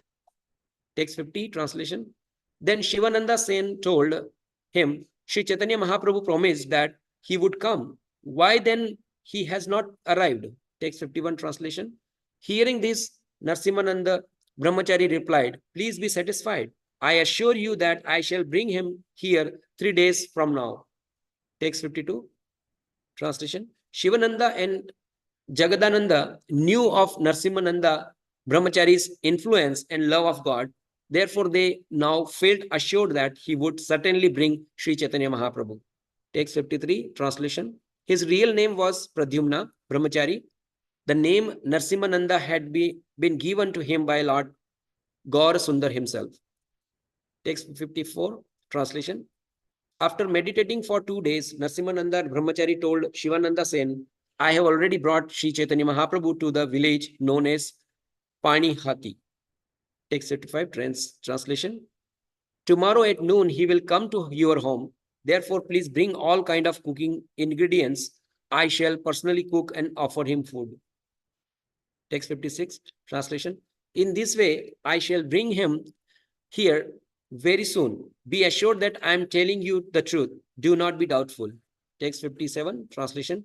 Bring all the ingredients very soon, for I want to begin cooking immediately. Please do what I say. Text 58 translation. Narsimananda Brahmachari said to Shivananda, please bring whatever cooking ingredients I want. Thus, Shivananda Sen immediately brought whatever he asked for. Text 59 translation. Beginning early in the morning, Narsimananda Brahmachari cooked many varieties of food, including vegetables, cakes, sweet rice, and other preparations. Text 60 translation. After he finished cooking, he brought separate dishes for Jagannath and Sri Chaitanya Mahaprabhu. Text 61 translation. He also separately offered dishes to Narasimha Dev, his worshipable deity. Thus, he divided all the food into 3 offerings. Then, outside the temple, he began to meditate upon the Lord. Text 62 translation. In his meditation, he saw Sri Chaitanya Mahaprabhu quickly come, sit down, and eat all 3 offerings, leaving behind no remnants. Text 63 translation. Pradyumna Brahmachari was overwhelmed by transcendental ecstasy upon seeing Chaitanya Mahaprabhu eating everything. Thus, tears flowed from his eyes. Nevertheless, he expressed dismay, saying, alas, alas, my dear Lord, what are you doing? You are eating everyone's food. Text 64 translation. My dear Lord, you are one with Jagannath. Therefore, I have no objection to your eating his offering. But why are you touching the offering of Lord Narasimhadev? Text 65 translation. I think that Narasimhadev could not eat anything today, and therefore he is fasting. If the master fasts, how can the servant live? Text 66 translation. Although Narasimha Brahmachari felt a jubilation within his heart to see Sri Chaitanya Mahaprabhu eating everything, for the sake of Lord Narasimhadev, he extremely expressed disappointment. Text 67 translation. Sri Chaitanya Mahaprabhu is the Supreme Personality of Godhead himself. Therefore, there is no difference between him, Lord Jagannath, and Lord Narasimhadev. Text 68 translation. Pradyumna Brahmachari was deeply eager to understand this fact. Therefore, Sri Chaitanya Mahaprabhu revealed it to him by a practical demonstration. Text 69 translation. After eating all the offerings, Sri Chaitanya Mahaprabhu started for Panihati. There, he was greatly satisfied to see the different varieties of vegetables prepared in the house of Raghava. Text 70 translation. Shivananda said to Narasimhananda, why are you expressing dismay? Purport. Narasimhananda replied, just see the behavior of your Lord Chaitanya Mahaprabhu. Text 71 translation. He alone has eaten the offering for all 3 deities. Because of this, both Jagannath and Narasimhadev remain fasting. Text 72 translation. When Shivananda Sen heard this statement, he was unsure whether Narasimhananda Brahmachari was speaking that way because of his ecstatic love or because it was actually a fact. Text 73 translation. When Shivananda Sen was thus perplexed, Narasimhananda Brahmachari said to him, bring more food. Let me cook again for Lord Narasimhadev. Text 74 translation. Then Shivananda Sen again brought the ingredients which to cook, and Pradyumna Brahmachari again cooked and offered the food to Narasimhadev. Text 75 translation. The next year, Shivananda went to Jagannath Puri with all the other devotees to see the lotus feet of Sri Chaitanya Mahaprabhu. Text 76 translation. One day, in the presence of all the devotees, the Lord raised these topics concerning Narasimhananda Brahmachari and praised his transcendental qualities. Text 77 translation. The Lord said, last year in the month of Posh, when Narasimhananda gave me varieties of sweet meats and vegetables to eat, they were so good that I felt I had never before eaten such preparations. Text 78 translation. Hearing this, all the devotees were struck with wonder, and Shivananda became confident that the incident was true. Text 79 translation. In this way, Sri Chaitanya Mahaprabhu used to eat at the temple of Sachimata every day and also visit the house of Shiva's Ṭhākura when Kirtana was performed. Text 80 translation. Similarly, he was always present when Nityananda Prabhu danced, and he regularly appeared at the house of Raghava. Text 81 translation. Lord Gaur Sundar is greatly influenced by the love of his devotees. Therefore, Wherever there is a pure devotion to the Lord himself, subdued by such love, appears and his devotees see him. Text 82, translation. Influenced by the loving affairs of Shivananda Sen, Sri Chaitanya Mahaprabhu came again and again. Therefore, who can estimate the limits of his love? Text 83, translation. Thus, I have described the appearance of Sri Chaitanya Mahaprabhu. Anyone who hears about these incidents can understand the transcendental opulence of the Lord. Text 84, translation. At Jagannath Puri, in the association of Sri Chaitanya Mahaprabhu, lived Bhagavan Acharya, who was certainly a gentleman, a learned scholar, and a great devotee. Purport. For a description of Bhagavan Acharya, one may refer to Adi Lila, 10th chapter, verse 136. Text 85, translation. He was fully absorbed in the thoughts of a fraternal relationship with Lord. He was an incarnation of a cowherd boy, and thus his dealings with Swarupa Damodar Goswāmī were very friendly. Text 86, translation. He sought the shelter of Sri Chaitanya Mahaprabhu's lotus feet with full surrender. Sometimes he would invite the Lord to dine at his home. Text 87, translation. Bhagavan Acharya prepared varieties of rice and vegetables at home and brought the Lord there alone to eat. Purport. Generally, those who invited Sri Chaitanya Mahaprabhu for dinner used to offer him the remnants of food that had first been offered to Lord Jagannath.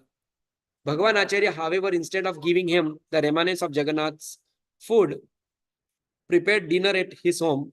In Orissa, food offered to Lord Jagannath is called prasadi, and that which is not offered to Lord Jagannath is known as amani or grah bhat, rice prepared at home. Text 88, translation. Bhagavan Acharya's father, whose name was Shatanand Khan, was an expert statesman, whereas Bhagavan Acharya was not at all interested in the management of the state. Indeed, he was almost in the renounced order of life. Text 89, translation. Bhagavan Acharya's brother, whose name was Gopala Bhattacharya, had studied Vedanta philosophy at Banaras and had then returned to Bhagavan Acharya's home. Purport. During those days, and also at the present, Vedanta philosophy is understood through the commentary of Shankaracharya, which is known as the Śrīla Bhashya. Thus, it appears that Gopala Bhattacharya, the younger brother of Bhagavan Acharya, had studied Vedanta according to the way of Śrīla Bhashya, which expounds the Mayavada philosophy of the impersonalists. Text 90, translation. Bhagavan Acharya took his brother to meet Sri Chaitanya Mahaprabhu, but the Lord, knowing that Gopala Bhattacharya was a Mayavadi philosopher, could not get much happiness from meeting him. Translation. Sri Chaitanya Mahaprabhu derives no happiness from meeting one who is not a pure devotee of Krishna. Thus, because Gopala Bhattacharya was a Mayavadi scholar, the Lord felt no jubilation in meeting him. Nevertheless, because Gopala Bhattacharya was related to Bhagavan Acharya, Sri Chaitanya Mahaprabhu find pleasure in seeing him. Text 92, translation. Bhagavan Acharya said to Swarupa Damodar Gopal, my younger brother had returned to my home, having concluded his study of Vedanta philosophy. Translation. Text 93, translation. Bhagavan Acharya requested Swarupa Damodar Goswāmī to hear from Gopala the commentary upon Vedanta. Swarupa Damodar, however, somewhat angry because of love, spoke as follows. Text 94, translation. You have lost your intelligence in the association of Gopala, and therefore you are eager to hear the Mayavad philosophy. Text 95, translation. When a Vaishnava listened to the Śrīla Bhashya, the Mayavad commentary upon the Vedanta Sutra, he gives up the Krishna conscious attitude that the Lord is the master and the living entity is his servant. Instead, he considers himself the Lord. Purport. The philosophers known as Kevala Dvaita Vadis generally occupies themselves with hearing the Shariraka Bhashya, a commentary by Shankaracharya advocating that one impersonally considered oneself the Supreme Lord. Such Mayavad philosophical commentaries upon the Vedanta Sutra are simply imaginary, but there are other commentaries on the Vedanta Sutra. The commentary by Śrīla Ramanujacharya, known as Shri Bhashya, establishes the Vishishta Dvaita Vada philosophy. Similarly, in the Brahma Sampradaya, Madhvacharya's Purna Pragya Bhashya establishes Shuddha Dvaita Vada. In the Kumara Sampradaya or Nimbarka Sampradaya, Sri Nimbarka establishes the philosophy of Dvaita Advaita Vada in the Parijata Saurabh Bhashya. And in the Vishnu Swami Sampradaya or Rudra Sampradaya, which comes from Lord Shiva, Vishnu Swami has written a commentary called Sarvagya Bhashya, which establishes Shuddha Dvaita Vada. A Vaishnava should study the commentaries on the Vedanta Sutra written by the four Sampradayas Acharyas, namely Sri Ramanujacharya, Madhvacharya, Vishnu Swami, and Nimbarka. For these commentaries are based upon the philosophy that the Lord is the master and that all living entities are his eternal servants. One interested in studying Vedanta philosophy properly must study these commentaries, especially if he is Vaishnava. These commentaries are always adored by Vaishnava. The commentary by Śrīla Bhaktisiddhanta Saraswati is elaborately given in Adi Lila, chapter 7, text 101. The Mayavad commentary, Shariraka Bhashya, is like poison for a Vaishnava. It should not be touched by at all. Srila Bhakti Vinod Ṭhākura remarks that even a Mahabhagavat or highly elevated devotee who has surrendered himself unto the lotus feet of Lord Shri Krishna sometimes falls down from pure devotional service if he hears the Mayavadi philosophy of the Shariraka Bhashya. This commentary should therefore be shunned by all Vaishnavas. Text 96, translation. The Mayavad philosophy presents such a jugglery of words that even a highly elevated devotee who has accepted Krishna as his life and soul changes his decision when he reads the Mayavad commentary on the Vedanta Sutra. Text 97, translation. In spite of Swarupa Damodar's protest, Bhagavan Acharya continued, we are all fixed at the lotus feet of Krishna with our hearts and soul. Therefore, the Shariraka Bhashya cannot change our minds. Text 98, translation. Swarupa Damodar replied, nevertheless, when we hear the Mayavad philosophy, we hear that Brahman is knowledge and that the universe of Maya is false, but we gain no spiritual understanding. Text 99, translation. The Mayavadi philosopher tries to establish that the living entity is only imaginary and that the Supreme Personality of Godhead is under the influence of Maya. Hearing this kind of commentary breaks the heart and life of a devotee. Purport. Srila Swarupa Damodar Goswami wanted to impress upon Bhagavan Acharya that even though someone firmly fixed in devotion of Krishna's service might not be deviated by hearing the Mayavad Bhashya, that Bhashya is nevertheless full of impersonal words and ideas such as Brahman, which represent knowledge but which are impersonal. The Mayavadi says that the world created by Maya, the world created by Maya is false and that actually there is no living entity but only one spiritual effulgence. They further say that God is imaginary, that people think of God only because of ignorance, and that when the supreme absolute truth is befooled by the external energy, Maya, he becomes a jiva or a living entity.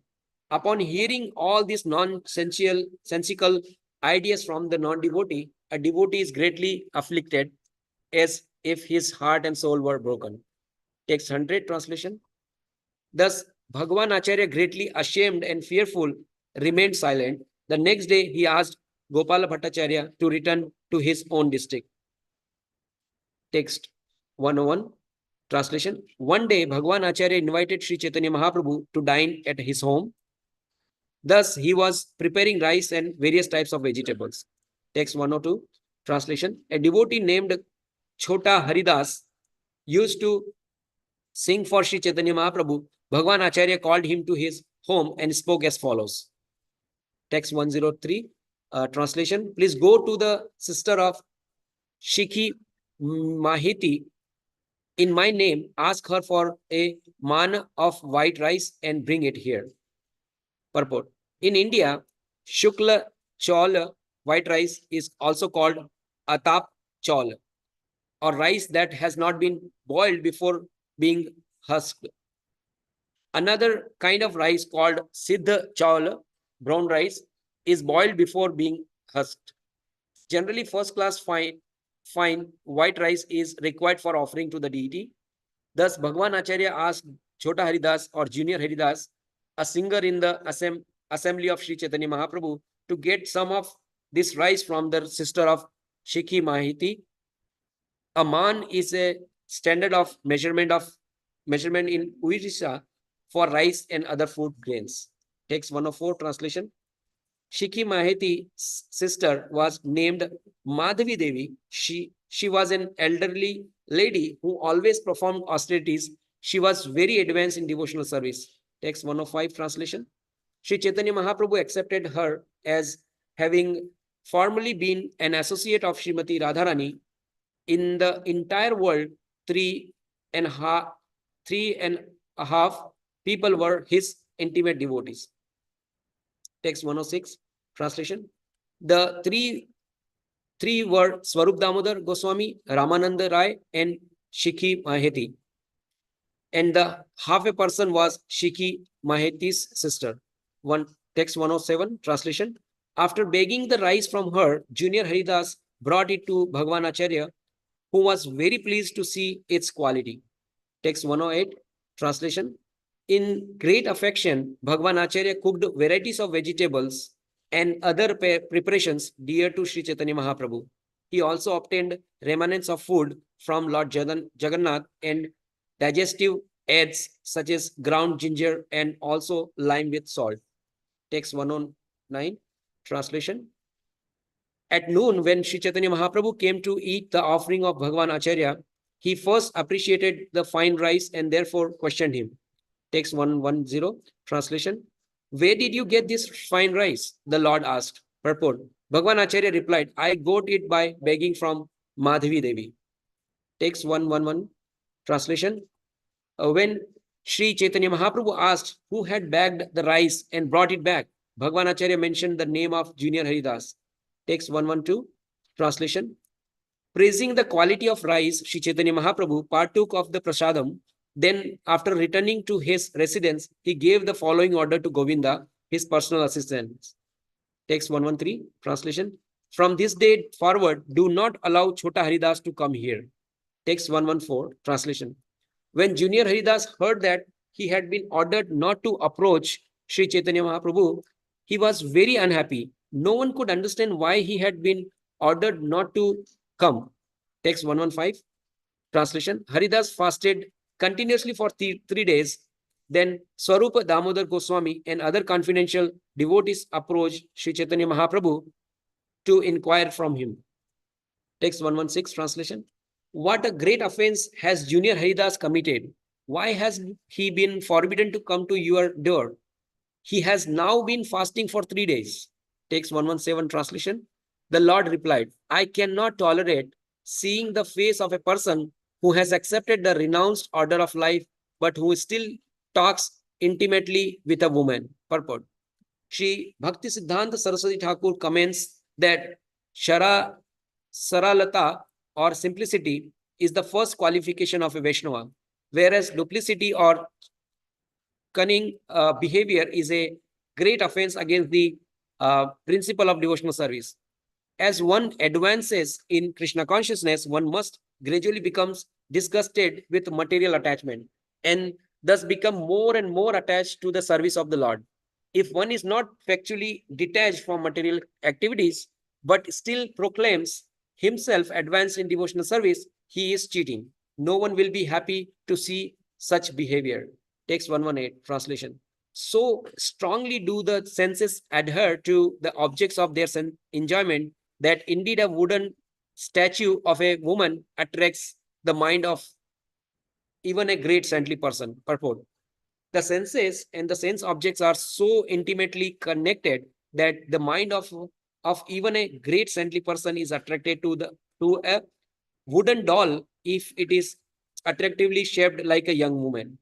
The sense objects, namely form, sound, smell, taste, and touch, are always attractive for the eyes, ears, nose, tongue, and skin.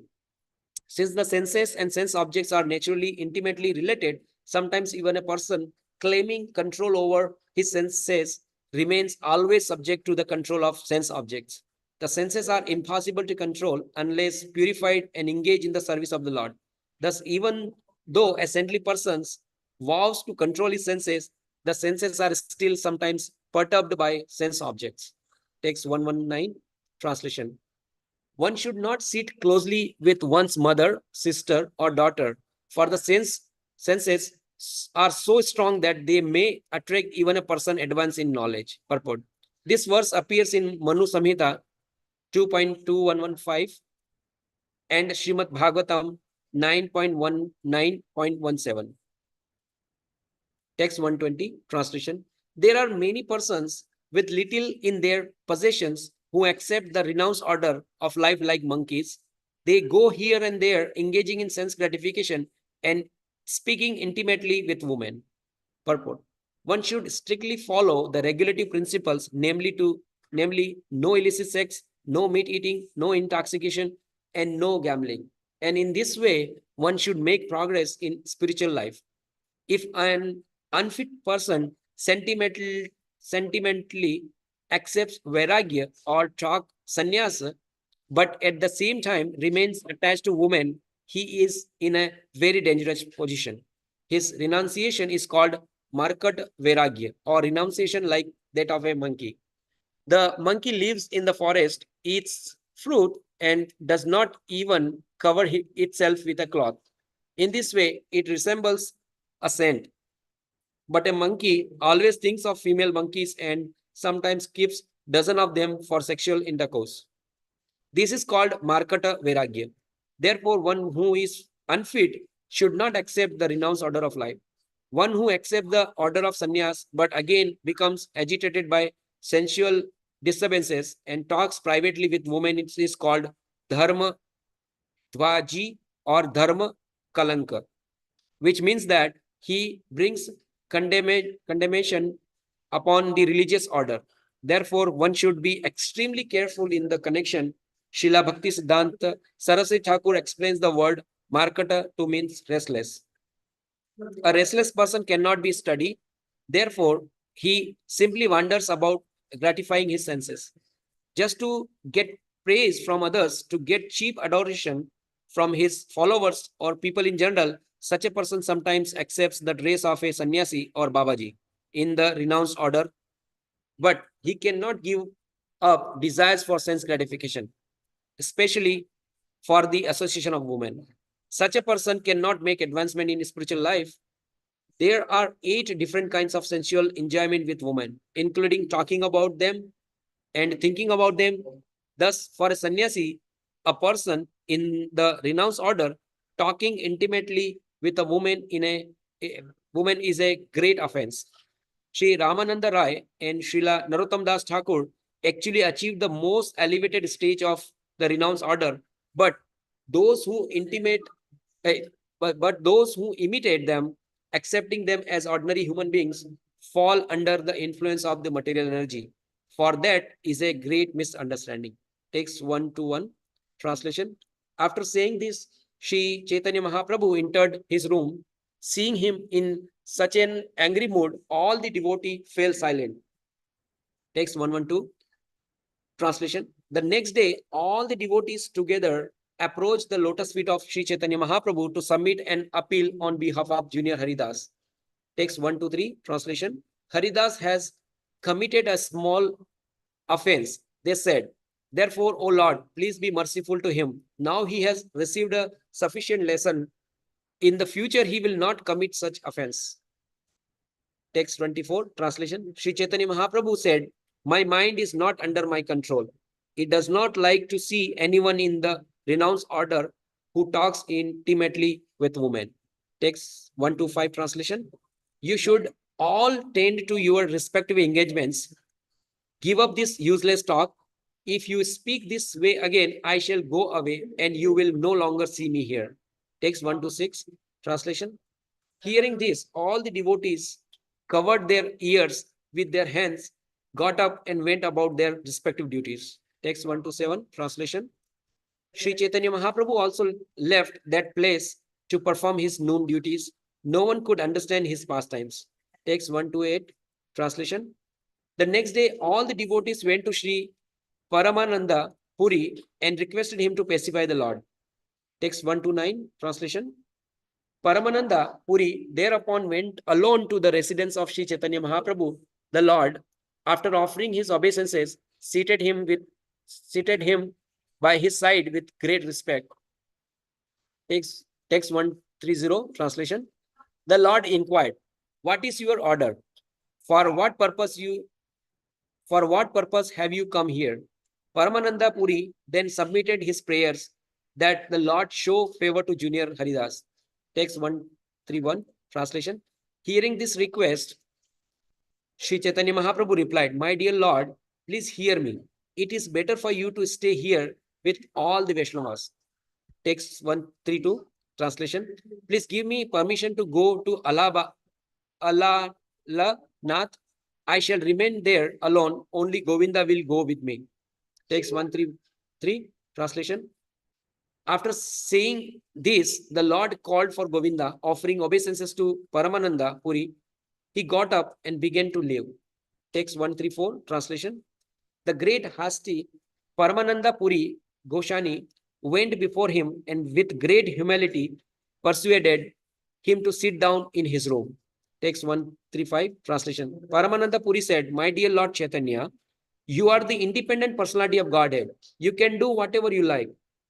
Who can say anything about you? Text 136, translation. All your activities are for the benefit of people in general. We cannot understand them, for your intentions are deep and grave. Text 137, translation. After seeing this, Paramananda Puri Gosvāmī left for his own home. Then all the devotees went to see Junior Haridāsa. Text 138, translation. Swarupa Damodar Gosvāmī said, please hear us, Haridāsa, for we all wish you well. Please believe this. Text 139, translation. At present, Sri Chaitanya Mahaprabhu is persisting in his mood of anger because he is the independent Supreme Personality of Godhead. At some time, however, he will surely be merciful, for at heart he is very kind. Text 140, translation. The Lord is persisting, and if you also persist, his persistence will increase. If it is better for you to bath and take prasadam, in due course, his anger will automatically subside. Text 141, translation. Having said this, Swarupa Damodar Gosvāmī induced Haridāsa to bath and take prasadam. After thus reassuring him, he returned home. Text 142, translation.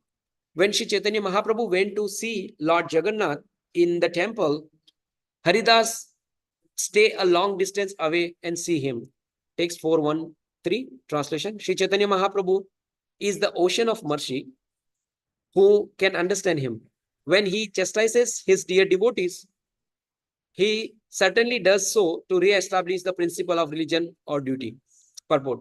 Shri Bhakti Siddhanta Saraswati Ṭhākura says in this connection that Sri Chaitanya Mahaprabhu, the ocean of mercy, chastised Junior Haridāsa, although Junior Haridāsa was his dear devotee, to establish that one in the devotional line engaged in pure devotional service should not be a hypocrite.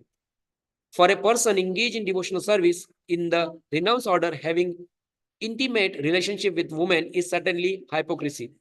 This chastisement was given to Junior Haridāsa as an example to future sannyasis who might adopt the dress of the renounced order to imitate Rūpa Gosvāmī and other bona fide sannyasis, but secretly have illicit connections with women. To teach such men, Sri Chaitanya Mahaprabhu chastised his dear devotee Haridāsa for a slight deviation from the regulative principles. Srimati Madhavi Devi was a highly elevated devotee. Therefore, approaching her to ask for some rice to serve Sri Chaitanya Mahaprabhu was certainly not very offensive. Nevertheless, just to preserve the regulative principle for the future, Sri Chaitanya Mahaprabhu enforced the hard and fast rule that no one in the renounced order should intimately mix with women. Had Sri Chaitanya Mahaprabhu not chastised Junior Haridāsa for this slight deviation, so-called devotee of the Lord would have exploited the example of Junior Haridāsa to continue their habit of illicit connections with women unrestrictedly. Indeed, they still preach that such behavior is allowed for a Vaishnava, but it is strictly not allowed. Sri Chaitanya Mahaprabhu is the teacher of the entire world, and therefore he enforced this exemplary punishment to establish that illicit sexual connections are never allowed by Vaishnava philosophy. This was his purpose in chastising Junior Haridāsa. Sri Chaitanya Mahaprabhu is in fact the most magnanimous incarnation of the law, the Supreme Personality of Godhead, but he strictly prohibited illicit sex. Text 144, translation. After all, the devotees saw this example, a mentality of fear grew among them. Therefore, they all stopped talking with women, even in dreams. Purport. In connection with Sri Sambhasana, talking with women, Srila Bhaktisiddhanta Saraswati Ṭhākura says that talking with women for the purpose of mingling with them for sense gratification, subtle or gross, is strictly prohibited. Chanakya Pandit, the great moral instructor, says, Matra vata para dareshu. Thus, not only a person in the renounced order or one engaged in devotional service, but everyone should avoid mingling with women. One should consider another's wife his mother. Text 145, translation. In this way, a complete year passed for Junior Haridāsa, but still there was not a sign of Sri Chaitanya Mahaprabhu's mercy toward him. Text 146, translation. Thus, at the end of one night, Junior Haridāsa, after offering Sri Chaitanya Mahaprabhu his respectful obeisances, departed for Prayag without saying anything to anyone. Text 147, translation. Junior Haridāsa had conclusively decided to attain shelter at the lotus feet of Sri Chaitanya Mahaprabhu. Thus, he entered deep into the water at Triveni, the confluence of the Ganges and Yamuna at Prayag, and in this way gave up his life. Text 148, translation. Immediately after committing suicide, in this way, he went in his spiritual body to Sri Chaitanya Mahaprabhu and received the mercy of the Lord. However, he still remained invisible. Text 149, translation. In a spiritual body resembling that of a Gandharva, Junior Haridāsa, although invisible, would sing at night for Sri Chaitanya Mahaprabhu to hear. No one but the Lord, however, knew of this. Text 150, translation. One day, Sri Chaitanya Mahaprabhu inquired from the devotees, where is Haridāsa? Now you may bring him here. Text 151, translation. The devotee all replied, one night at the end of a full year, Junior Haridāsa got up and went away. No one knows where he has gone. Text 152, translation. While hearing the devotees lament, Sri Chaitanya Mahaprabhu was mildly smiling. Thus, all the devotees were very much astonished. Text 153 and 154, translation. One day, Jagadananda, Swarupa, Govinda, Kashishvara, Shankara, Damodar, and Mukunda all went to bath in the sea. They could hear Haridāsa singing from a distant place as if calling them in his original voice. Text 115. Text 155. Translation.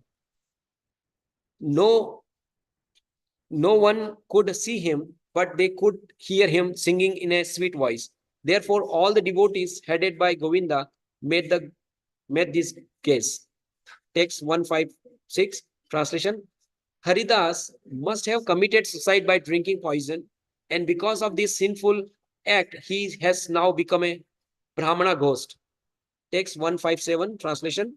We cannot see this material form, they said, but still we hear his sweet singing. Therefore, he must have become a ghost. Purport. Swarupa Damodar, however, protested, this is a false gaze. Text 158 translation. Junior Haridas chanted the Hare Krishna mantra throughout his entire life and served the Supreme Lord Sri Chaitanya Mahaprabhu. Moreover, he is dear to the Lord and has died in a holy place. Text 159 translation. Haridas cannot have been degraded. He must have attained liberation. This is a pastime of Sri Chaitanya Mahaprabhu's. You will all understand it later. Text 160 translation. A devotee returned to Navadvipa from Prayag and told everyone the details of Junior Haridas' suicide. Text 161 translation.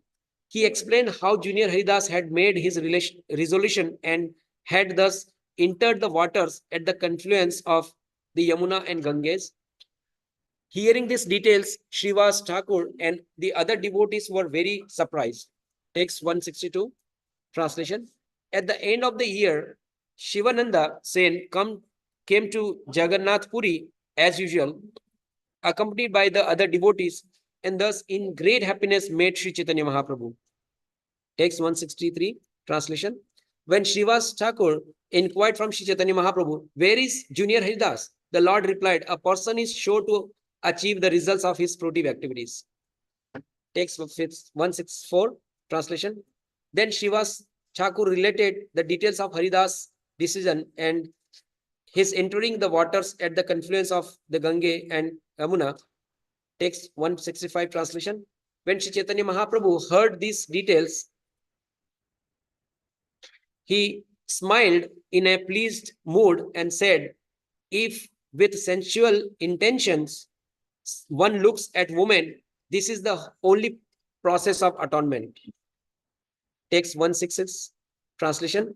Then all the devotees headed by Shri Swarupa Damodar Gosvāmī concluded that because Haridas has committed suicide at the confluence of the rivers Gange and Yamuna, he must have ultimately attained shelter at the lotus feet of Sri Chaitanya Mahaprabhu. Purport. Shri Bhakti Vinod Ṭhākura remarks that after one adopts the renounce order and accepts the dress of either a sannyasi or a babaji, if he entertains the idea of sense gratification, especially in relationship with a woman, the only atonement is to commit suicide at the confluence of the Gange and Yamuna. Only by such atonement can his sinful life be purified. If such a person is thus punished, it is possible for him to attain the shelter of Sri Chaitanya Mahaprabhu. Without such punishment, however, the shelter of Sri Chaitanya Mahaprabhu is very difficult to regain.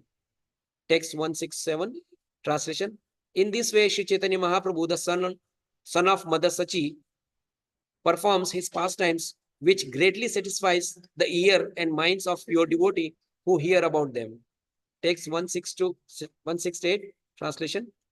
This incident manifests the mercy of Sri Chaitanya Mahaprabhu, his teachings that a sannyasi should remain in the renounce order, and the deep attachment to him felt by his faithful devotees. Text 169 translation. It also demonstrates the glories of holy places and shows how the Lord accepts his faithful devotee. Thus, the Lord fulfilled 5 or 7 purposes by performing one pastime. Text 170 translation. The pastimes of Sri Chaitanya Mahaprabhu are like nectar and they are deep like the ocean. People in general cannot understand them, but a sober devotee can. Text 171 translation. Please hear the pastimes of Sri Chaitanya Mahaprabhu with faith and confidence. Do not argue, for arguments will produce a contrary result. Text 172 translation. Praying at the lotus feet of Sri Rūpa and Sri Raghunath, always desiring their mercy, I, Krishna Das, narrate Sri Chaitanya Caritamrta following in their footsteps. Purport. Summarizing this chapter, Śrīla Bhakti Siddhanta Saraswati Ṭhākura says that one should derive from it the following lesson. 1. Yes. One. Although Sri Chaitanya Mahaprabhu, the Supreme Personality of Godhead, is an incarnation of mercy, he nevertheless gave up the company of one of his personal associates, namely Junior Haridāsa. For if he had not done so, pseudo devotees would have taken advantage of Junior Haridāsa's fault, but by using it as an excuse to live as devotees and at the same time have illicit sexual connections. Such activities would have demoralized the cult of Sri Chaitanya Mahaprabhu, and as a result, devotees would surely have gone to a hellish life in the name of Sri Chaitanya Mahaprabhu. Second, by chastising Junior Haridāsa, the Lord set the standard of acharyas, or the heads of institutions propagating the Chaitanya cult, and for all actual devotees. Sri Chaitanya Mahaprabhu wanted to maintain the highest standard. Text 3. Sri Chaitanya Mahaprabhu instructed that a pure devotee should be simple and free from sinful activities, for thus one can be bona fide servant. Sri Chaitanya Mahaprabhu taught his followers how to observe the renounced order strictly. Fourth, Sri Chaitanya Mahaprabhu wanted to prove that his devotees are exalted and that their character is ideal. He kindly accepts his faithful devotees and teaches them how much tribulation and disturbances can be produced by even a slight deviation from the strict principle of devotional life. 5. By chastising Junior Haridāsa, Sri Chaitanya Mahaprabhu exhibited his mercy toward him, thus showing how elevated was Junior Haridāsa's devotion for him. Because of this transcendental relationship, the Lord corrected even a slight offense committed by his pure devotee. Therefore, one who wants to be a pure devotee of Sri Chaitanya Mahaprabhu should give up all material sense gratification. Otherwise, the lotus feet of Sri Chaitanya Mahaprabhu are very difficult to attain. 6. If one dies in such a celebrated holy place as Prayag, Mathura, or Vrindavan, one can be relieved of the reactions of sinful life and then attain the shelter of the Supreme Personality of Godhead. 7. Although a pure or faithful devotee may fall down, he nevertheless ultimately gets the chance to go back home, back to Godhead by the mercy of the Lord Shri. Thus, in the Bhakti Vedanta purport to Sri Caitanya Caritamrta, Anthya Lila, 2nd chapter, describing the chastisement of Sri Junior Haridāsa. Haribol. Yes, Prabhu. I think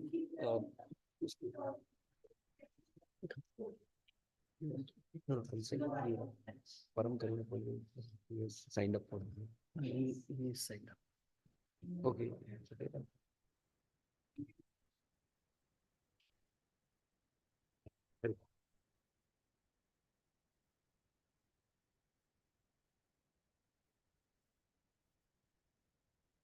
The Glories of Śrīla Haridāsa Ṭhākura.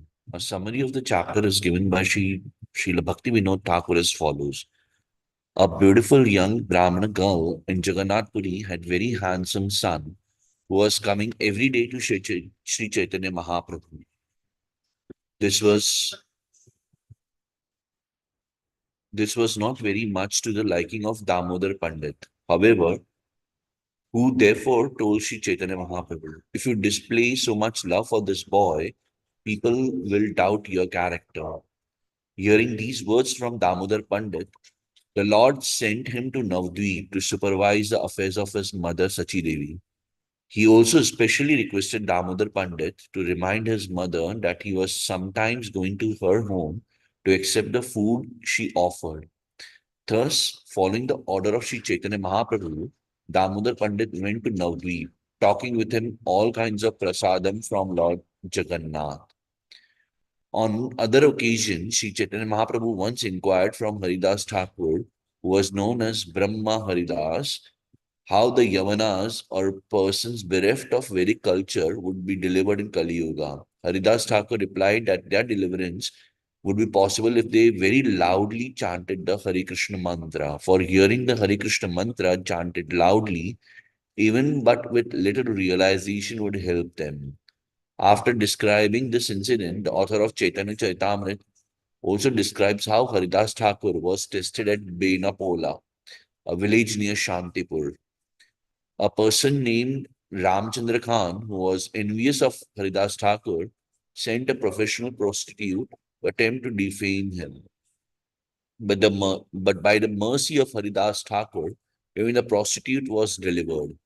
Because of offending a pure Vaishnava, Ramchandra Khan was later cursed by Nityananda Prabhu and ruined. From Benapol, Haridāsa Ṭhākura went to a village known as Chandpur, where he lived at the house of Balaram Acharya. Therefore, Haridāsa Ṭhākura was received by two brothers known as Hiranya and Govardhan Majumdar. But in the course of discussion, he was offended by a caste Brahmin known as Gopal Chakravarti. Because of this offense, Gopal Chakravarti was punished by being afflicted by leprosy. Haridāsa Ṭhākura later left Chandpur and went to the house of Advaita Acharya, where he was tested by Maya Devi, the personification of external energy. She also received his favor by being blessed with the chanting of the Hare Krishna Mahamantra. Text 1 translation. Chapter The Glories of Haridāsa Ṭhākura. Chapter 3. Text 1. I offer my respectful obeisances unto the lotus feet of my spiritual master and of all the preceptors on the path of devotion service, unto all the Vaishnavas and unto the 6 Gosvāmīs, including Śrīla Rūpa Gosvāmī, Śrī Sanatana Gosvāmī, Śrī Raghunath Das Gosvāmī, Śrī Jeev Gosvāmī, and their associates. I offer my respectful obeisances unto Śrī Advaita Acharya Prabhu, Śrī Nityananda Prabhu, and Śrī Chaitanya Mahaprabhu, as well as his devotees headed by Srivas Thakur. I then offer my respectful obeisances unto the lotus feet of Lord Krishna and Srimati Radharani, and all the gopis headed by Lalita and Vishakha. Text 2. All glories to Sri Chaitanya Mahaprabhu, all glories to Nityananda Prabhu, all glories to Advaita Acharya, and all glories to all the devotees of Sri Chaitanya Mahaprabhu. Text 3. In Jagannath Puri, there was a young boy who had been born of an Orisan Brahmana, but later lost his father. The boy's features were very beautiful and his behavior was extremely gentle. Text 4 and 5. The boy came daily to Sri Chaitanya Mahaprabhu and offered respectful obeisances. He was free to talk with Sri Chaitanya Mahaprabhu because the Lord was his life and soul. But the boy's intimacy with the Lord and the Lord's mercy toward him were intolerable for Damodar Pandit. Text 6.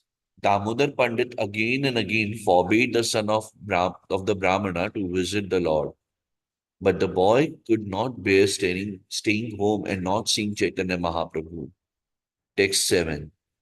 The boy came every day to Sri Chaitanya Mahaprabhu, who treated him with great affection.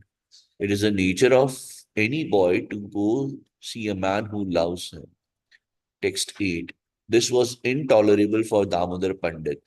He became greatly unhappy, but there was nothing he could say, for the boy would ignore his restrictions. Text 9. One day, when the boy came to Sri Chaitanya Mahaprabhu, the Lord very affectionately inquired from him about all kinds of news. Text 10. After some time, when the boy stood up and left, the intolerant Damodar Pandit began to speak. Text 11. Damodar Pandit impudently said to the Lord, everyone says that you're a great teacher because of your instructions to others.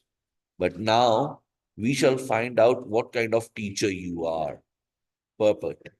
Damodar Pandit was a great devotee of Sri Chaitanya Mahaprabhu. Sometimes, however, a person in such a position becomes impudent, being influenced by the external energy and material consideration. Thus, a devotee mistakenly dares to criticize the activities of the spiritual master or the Supreme Personality of Godhead. Despite the logic that Caesar's wife must be above suspicion, a devotee should not be disturbed by the activities of a spiritual master and should not try to criticize him. A devotee should be fixed in the conclusion that the spiritual master cannot be subject to criticism and should never be considered equal to a common man. Even if there appears to be some discrepancy according to an imperfect devotee's estimation, the devotee should be fixed in the conviction that even if his spiritual master goes to a liquor shop, he is not a drunkard. Rather, he must have some purpose in going there. It is said in a Bengali poem, Yadyapi Nityananda Sura Badi Yaya, Tathapi Yo Haya Nityananda. Even if I see that Lord Nityananda has entered a liquor shop, I shall not be diverted from my conclusion that Nityananda Rai is a supreme personality of Godhead. Text 12. You are known as Gosvāmī, teacher or Acharya, but now talk about your attributes and reputation will spread throughout the city of Purushottam. How your position will be impaired. Text 13. Although Sri Chaitanya Mahaprabhu knew that Damodar Pandit was a pure and simple devotee, upon hearing this impudent talk, the Lord said, My dear Damodar, what nonsense are you speaking? Purport. Damodar Pandit replied, You are the independent personality of Godhead beyond all criticism. Text 14. My dear Lord, you can act as you please. No one can say anything to restrict you. Nevertheless, the entire world is impudent. People can say anything. How can you stop them? Text 15. Dear Lord, you are a learned teacher. Why then don't you consider that this boy is a son of a widowed Brahmin? Why are you so affectionate to him? Text 16.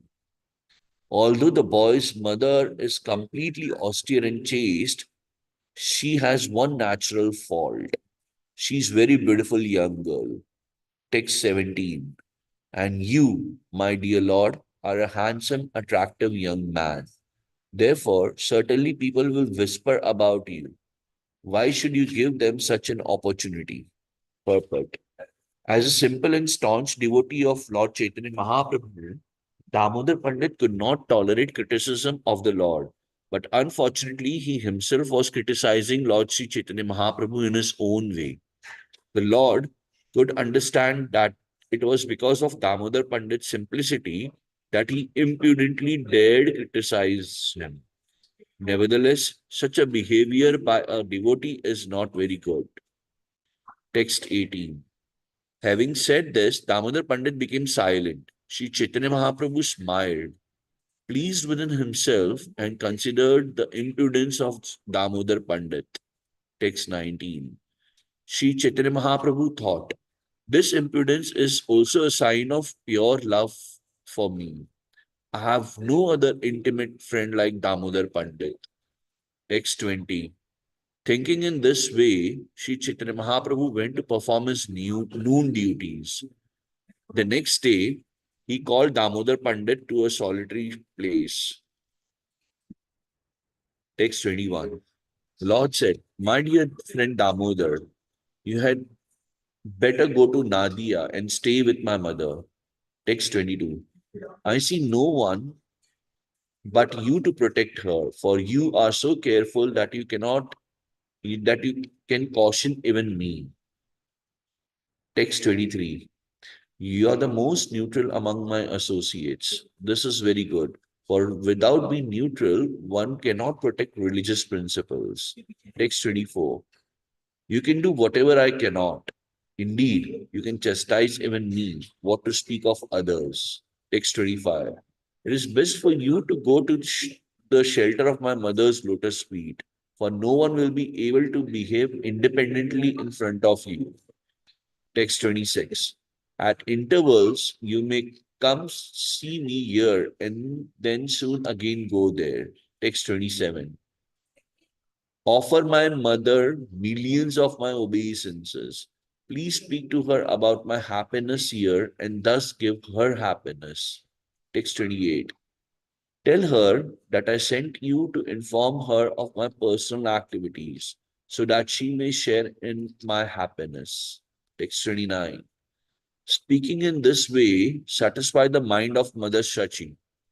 Also, remind her of one of most confidential incident with this message from me. Text 30. I come to your home again and again to eat all the sweetmeats and vegetables you offer. Text 31. You know that I come and eat the offerings, but because of external separation, you consider this a dream. Purport. Because Mother Shachi was feeling separation from Sri Chaitanya Mahaprabhu, she thought she was dreaming that her son had come to her. Sri Chaitanya Mahaprabhu, however, wanted to inform her that actually it was not a dream. He actually came there and ate whatever his mother offered him. Such are the dealings of advanced devotees with the Supreme Personality of Godhead. As stated in the Brahma Samhita 5.38. प्रेमाञ्जना चरिता भक्ति विलोचनेन सन्तः सदैव हृदयेषु विलोकयन्ति यं Shyam सुन्दरमचिन्त्य गुणास्वरूपं गोविन्दमारिपुरुषं तमहं भजामि. I worship the primeval Lord Govinda, who is always seen by the devotees whose eyes are anointed with the pulp of love. He is seen in his eternal form of Sham Sundar, situated within the heart of the devotee. Pure devotees realize the dealings with the Lord on a transcendental plane. But because the devotees are still in the material world, they think that these are dreams. The Lord, however, talks with the advanced devotee, and the advanced devotee also sees him. It is not all factual. It is not a dream. Text 32. During the last Magh Sankranti festival, you cooked varieties of vegetables, condensed milk, cakes, and sweet rice for me. Text 33. You offered the food to Lord Krishna, and while you were in meditation, I suddenly appeared, and your eyes filled with tears. Text 34. I went there in great haste and ate everything. When you saw me eating, you felt great happiness. Text 35. In a moment, after you had wiped your eyes, you saw that the plate you had offered me was empty. Then you thought, I dreamt as if Nimai were eating everything. Text 36. In the condition of external separation, you were again under illusion, thinking that you had not offered the food to Lord Vishnu. Text 37. Then you went to see the cooking pots and found that every pot was filled with food. Therefore, you again offered the food after cleansing the place for the offering. Text 38. Thus, I again and again eat everything you offer me, for I am attracted by your pure love. Text 39. Only by your order am I living in Nilachal, Jagannath Puri. Nevertheless, you still pull me near you because of your great love for me. Text 40. Sri Chaitanya Mahaprabhu told Damodar Pandit, remind Mother Shachi in this way again and again and worship her lotus feet in my name. Text 41. After saying this, Sri Chaitanya Mahaprabhu ordered that varieties of prasadam offered to Lord Jagannath be brought. The Lord then gave him the prasadam, separately packed, to offer to various Vaishnavas and his mother. Text 42. In this way, Damodar Pandit went to Nadia, Navadvip. After meeting Mother Shachi, he stayed under the care of her lotus feet. Text 43. He delivered all the prasadam to such great Vaishnavas as Advait Acharya. Thus he stayed there and behaved according to the order of Sri Chaitanya Mahaprabhu. Text 44. Everyone knew that Damodar Pandit was strict in practical dealings. Therefore, everyone was afraid of him and dared not to do anything independent. Text 45. Damodar Pandit would verbally chastise every devotee of Sri Chaitanya Mahaprabhu whom he found deviating even slightly from proper behavior. Thus, he established the standard etiquette. Text 46. In this way, I have described Damodar Pandit's verbal chastisements. As one hears about this, atheistic principles and ignorance depart. Text 47. The pastimes of Sri Chaitanya Mahaprabhu are deeper than millions of seas and oceans. Therefore, no one can understand what he does or why he does it. Text 48. I do not know the deep meaning of Sri Chaitanya Mahaprabhu's activities. As far as possible, I shall try to explain them externally. Text 49. One day, Sri Chaitanya Mahaprabhu met Haridāsa Ṭhākura as usual, and in the course of discussion, he inquired as follows. Text 50. My dear Thakur Haridāsa, in this age of Kali, most people are bereft of Vedic culture and therefore they are called Yavanas. They are concerned only with killing cows and Brahminical culture. In this way, they all engage in sinful acts. Purport. From this statement by Sri Chaitanya Mahaprabhu, we can clearly understand that the word Yavana does not refer only to a particular class of men. Anyone who is against the behavior of Vedic principles is called a Yavana. Such a Yavan may be in India or outside of India. As described here, the symptom of Yavanas is that they are violent killers of cow and Brahminical culture. We offer our praise to the Lord by saying, Namo Brahmanya Devaya Go Brahmane Hitaya Cha. The Lord is the maintainer of Brahminical culture. His first concern is to see to the benefit of cows and Brahmanas. As soon as human civilization turns against Brahminical culture and allows unrestricted killing of cows, we should understand that men are no longer under the control of Vedic culture, but are all Yavanas and Mlechas.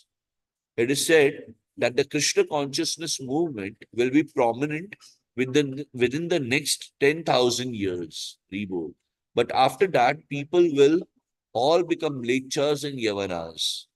Thus, at the end of the Yuga, Krishna will appear as Kalki Avatar and kill them without consideration. Text 51. How will these Yavanas be delivered? To my great unhappiness, I do not see any way. Purport. This verse reveals the significance of Lord Sri Chaitanya Mahaprabhu's appearance as Patita Pavan, the deliverer of all the fallen souls. Śrīla Narottam Das Thakur sings, Patita Pavana Hetu Tava Avatar. O my Lord, you have appeared just to deliver all the fallen souls. Mosama Patita Prabhu Napaibe Aar. And among all the fallen souls, I am the lowest. How Shri Krishna Chaitanya Mahaprabhu was always thinking about the deliverance of the fallen souls is shown by the statement, E Dukkha Para. It is my great unhappiness. This statement indicates that Sri Chaitanya Mahaprabhu, who is the Supreme Personality of Godhead, Krishna himself, is always very unhappy to see the fallen souls in the material world. Therefore, he himself comes as he is, or he comes as a devotee in the form of Sri Chaitanya Mahaprabhu to deliver love of Krishna directly to the fallen souls. Namo Mahavadanyaya Krishna Prema Pradayate.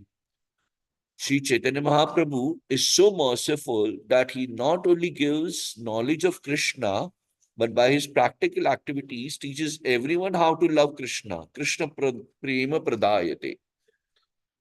Those who are following in the footsteps of of Sri Chaitanya Mahaprabhu should take the Lord's mission most seriously. In this age of Kali, people are gradually becoming less than animals. Nevertheless, they are eating the flesh of cows and are envious of Brahminical culture. Sri Chaitanya Mahaprabhu is considering how to deliver them from this horrible condition of life. Thus, he asks all Indians to take up his mission. Bharata bhumita haila manushya janma yara, janma sarthak kari kara para upakara. One who has taken his birth as a human being in the land of India, that is Bharatvarsha, should make his life successful and work for the benefit of all other people. Chaitanya Charitamrta Adi Lila 9.41. It is therefore the duty of every advanced and cultured Indian to take this cause very seriously. All Indians should help the Krishna consciousness movement in its progress to the best of their ability. Then they will be considered real followers of Sri Chaitanya Mahaprabhu. Unfortunately, even some so-called Vaishnavas enviously refuse to cooperate with this movement but instead condemn it in so many ways. We are very sorry to say that these people try to find fault with us, being unnecessarily envious of our activities, although we are trying to the best of our ability to introduce the Krishna consciousness movement directly into the countries of Yavanas and Mlechas. Such Yavanas and Mlechas are coming to us and becoming purified Vaishnavas who follow in the footsteps of Sri Chaitanya Mahaprabhu. One who identifies himself as the follower of Sri Chaitanya Mahaprabhu should feel like Sri Chaitanya Mahaprabhu, who said, Ihara sabara kon mate haibe nistara. How will all these Yavanas be delivered? Sri Chaitanya Mahaprabhu was always anxious to deliver the fallen souls because their fallen condition gave him great unhappiness. That is the platform on which one can propagate the mission of Sri Chaitanya Mahaprabhu. Text 52. Haridāsa Ṭhākura replied, My dear Lord, do not be in anxiety. Do not be unhappy to see the condition of the Yavanas in material existence. Purport. These words of Haridāsa Ṭhākura are just befitting a devotee who has dedicated his life and soul to the service of Lord. When the Lord is unhappy because of the condition of the fallen souls, the devotee consoles him, saying, My dear Lord, do not be in anxiety. This is service. Everyone should adopt the cause of Sri Chaitanya Mahaprabhu to try to relieve him from the anxiety he feels. This is actually service to the Lord. One who tries to relieve Sri Chaitanya Mahaprabhu's anxiety for the fallen souls is certainly a most dear and confidential devotee of the Lord. To blaspheme such a devotee who is trying his best to spread the cult of Sri Chaitanya Mahaprabhu is the greatest offense. One who does so is simply awaiting punishment for his envy. Text 53. Because the Yavanas are accustomed to say, Her Rama, O Lord Ramchandra, they will very easily be delivered by this Namabhas. Hare Krishna.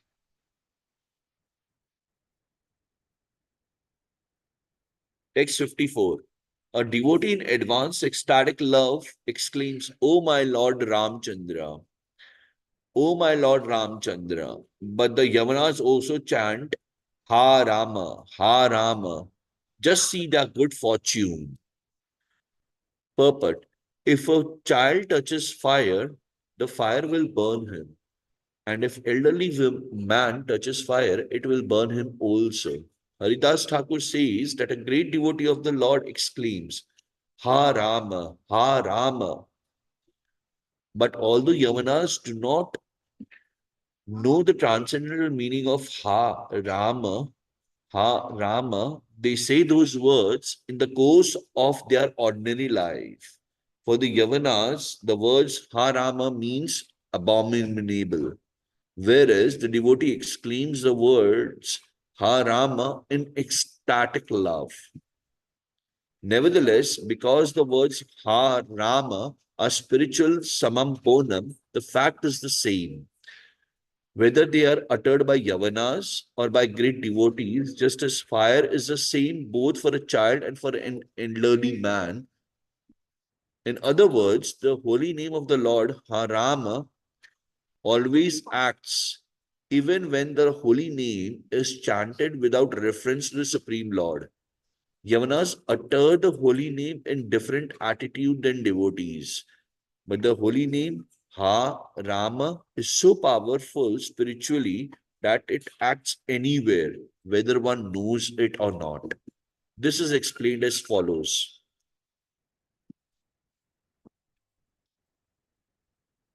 The word Rama consists of the two syllables Ra and Ma. These are unseparated and are decorated with the loving word Ha, meaning O. Text 59. The letters of the holy name have so much spiritual potency that they act even when uttered improperly. Purport. Śrīla Bhaktisiddhanta Saraswati Ṭhākura states that the word Vyavahita, improperly uttered, is not used here to refer to the mundane vibration of the letters of the alphabet. Such negligent utterance for the sense gratification of materialistic persons is not a vibration of transcendental sound. Utterance of the holy name while one engages in sense gratification is an impediment on the path toward achieving ecstatic love for Krishna. On the other hand, if one who is eager for devotional service utters the holy name, even partially or improperly, the holy name, which is identical with the Supreme Personality of Godhead, exhibits its spiritual potency because of that person's offenseless utterance. Thus, one is relieved from all unwanted practices, and one gradually awakens his dormant love for Krishna. Text 60. If a devotee once utters the holy name of the Lord, or if it penetrates his mind or enters his ear, which is the channel of oral reception, that holy name will certainly deliver him from material bondage, whether vibrated properly or improperly, with correct or incorrect grammar, or properly joined or vibrated and separated words. O Brahmana, the potency of the holy name is therefore certainly great. However, if one uses the vibration of the holy name for the benefit of the material body, or material wealth and followers, or under the influence of greed or atheism, in other words, if one utters the name with offenses, such chanting will not produce the desired result very soon. Therefore, one should diligently avoid offenses in chanting the holy name of the Lord. Purport. This verse from the Padma Puran is included in Hari Bhakti Vilas 11.289 by Sanatan Gosvāmī. Therein, Srila Sanatan Gosvāmī gives the following explanation. Vachigatam prasangat van madhe pravritam api smaranapatha kathanchin manahas pristam api shrotra moolam gata kinchit shrutam api shuddha varnam va ashuddha varnam api va vyavhavitam shabdantarena yad vyavadhanam वक्ष्यमान Narayan शब्दस्य किंचित उच्चारांतरम प्रसंगाद आपतितम शब्दांतरम तेन रहितम सत. This means that if somehow or other utters or remembers the holy name, or if it catches his mind while coming near his ears, that holy name, even if vibrated in separate words, will act. An example of such separation is given as follows.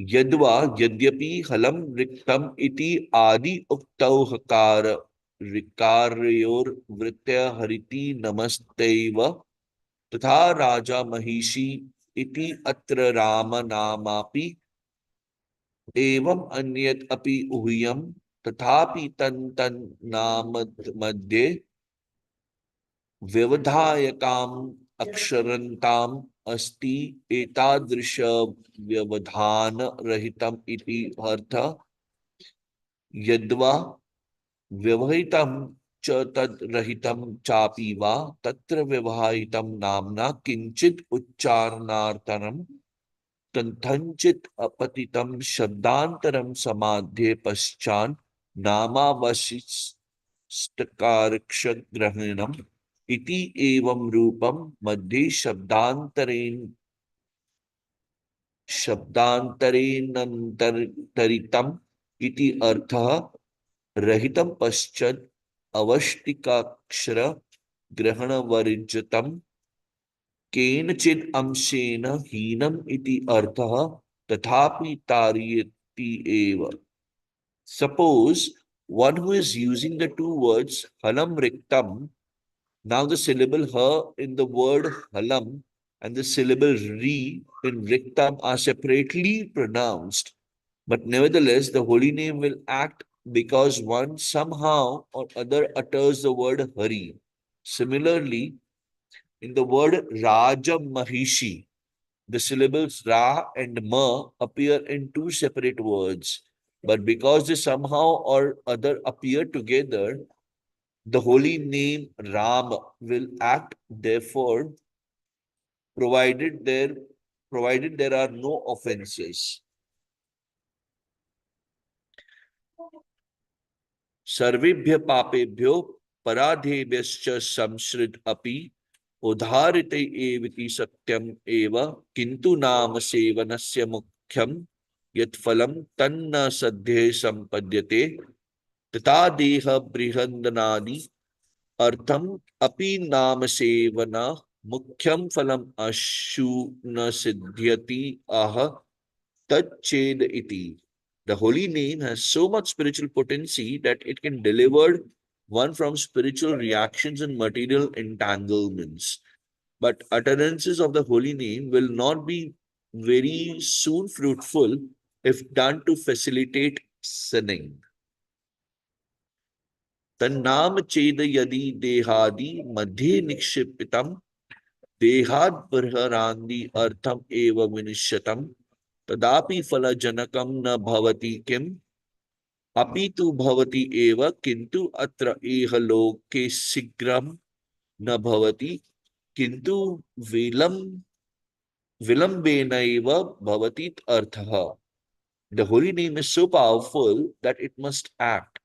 But when one utters the holy name with offenses, its actions will be delayed, not immediate, although in favorable circumstances, the holy names of the Lord act very quickly.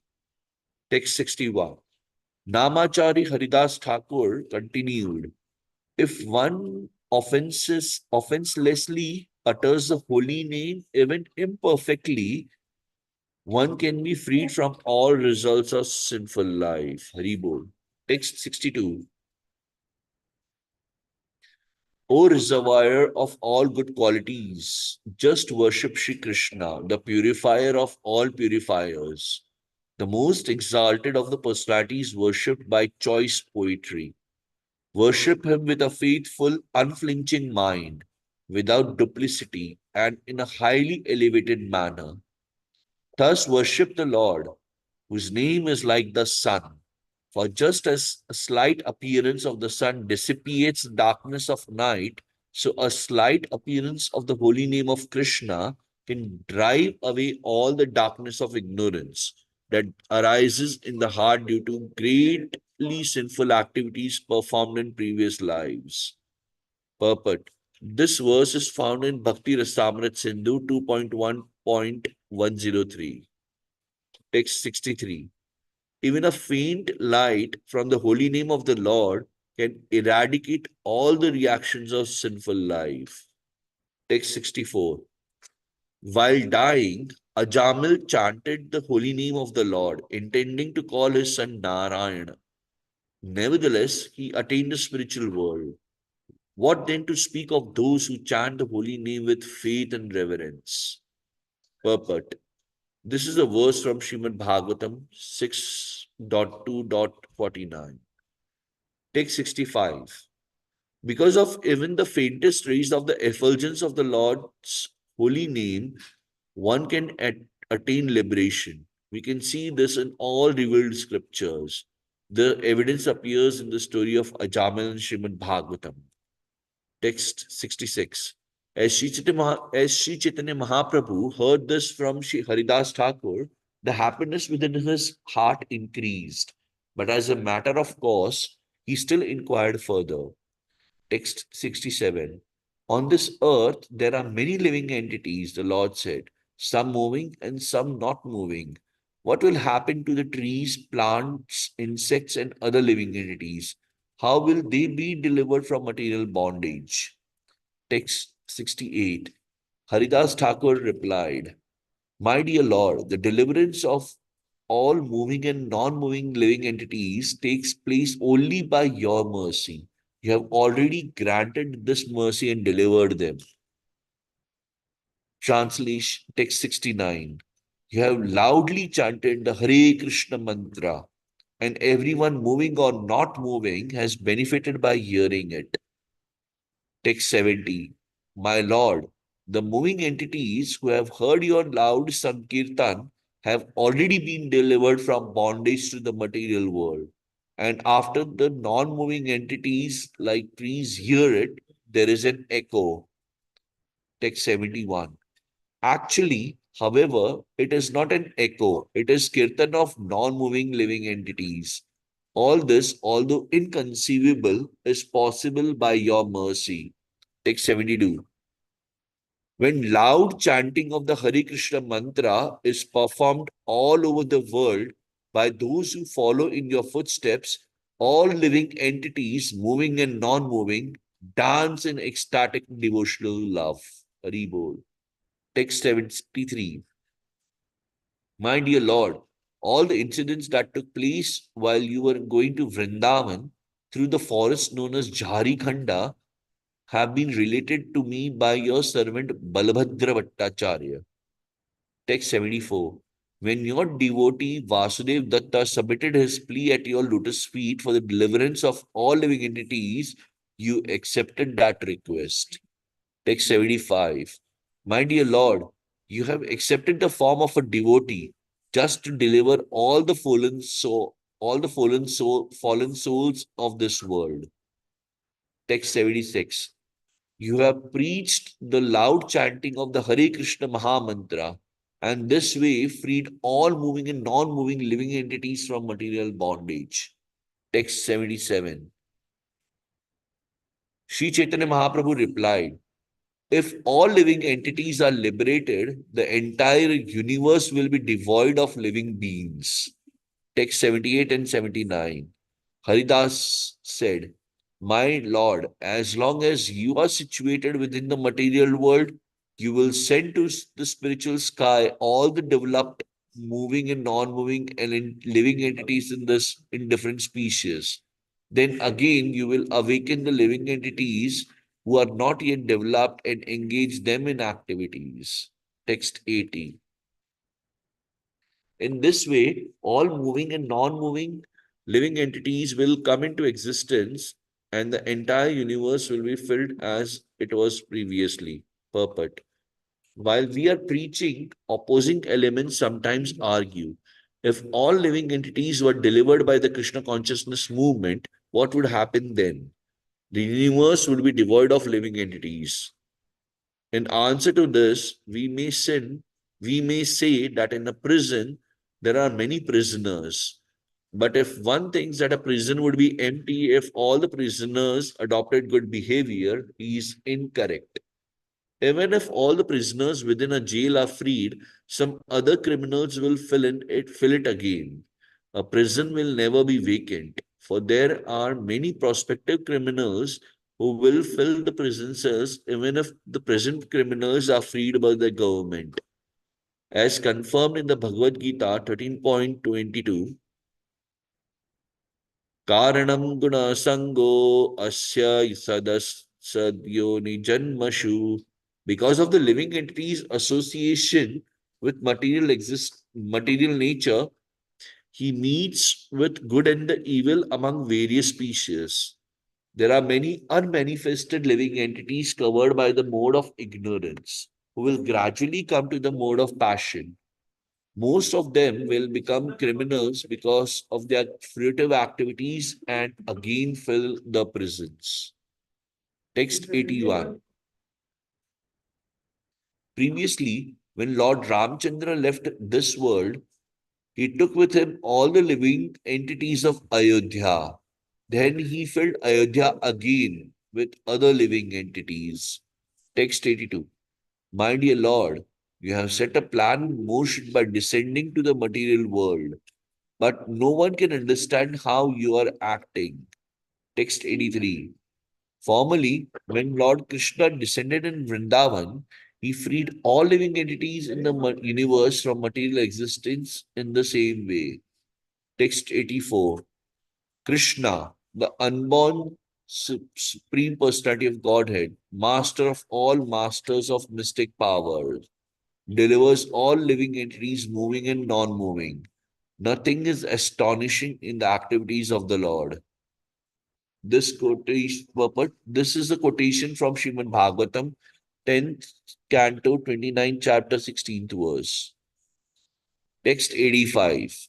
Although the Supreme Personality of Godhead may be seen glorified or remembered with an attitude of envy, he nevertheless awards the most confidential liberation, which is rarely achieved by the demigods and demons. What then can be said of those who are already fully engaged in devotion service to the Lord? Purport.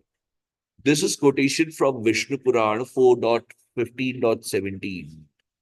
Text 86.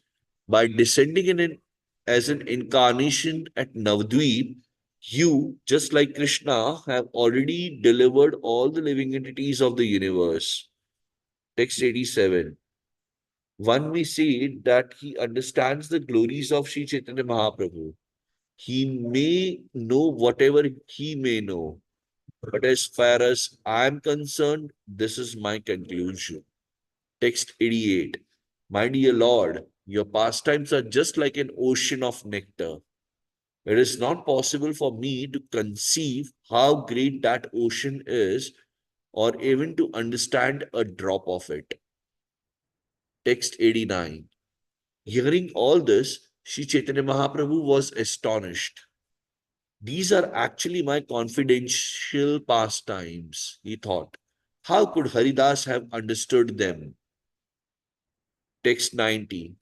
Greatly satisfied by the statements of Haridāsa Ṭhākura, Sri Chaitanya Mahaprabhu embraced him. Outwardly, however, he avoided further discussions of these matters. Text 91. This is the characteristics of the Supreme Personality of Godhead. Although he wants to cover his opulence, he cannot do so before his devotees. He is well known everywhere. Text 92. O my dear, O my Lord, everything within the material nature is limited by time, space, and thought. Your characteristics, however, being unequaled and unsurpassed, are always transcendental to such limitations. You sometimes cover such characteristics by your own energy, but nevertheless, your unalloyed devotees are always able to see you under all circumstances. Purport. This is verse from Stotra Ratna of Yamunacharya. Text 93.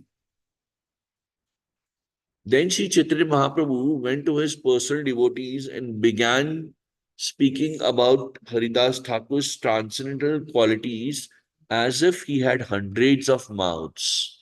Text 94.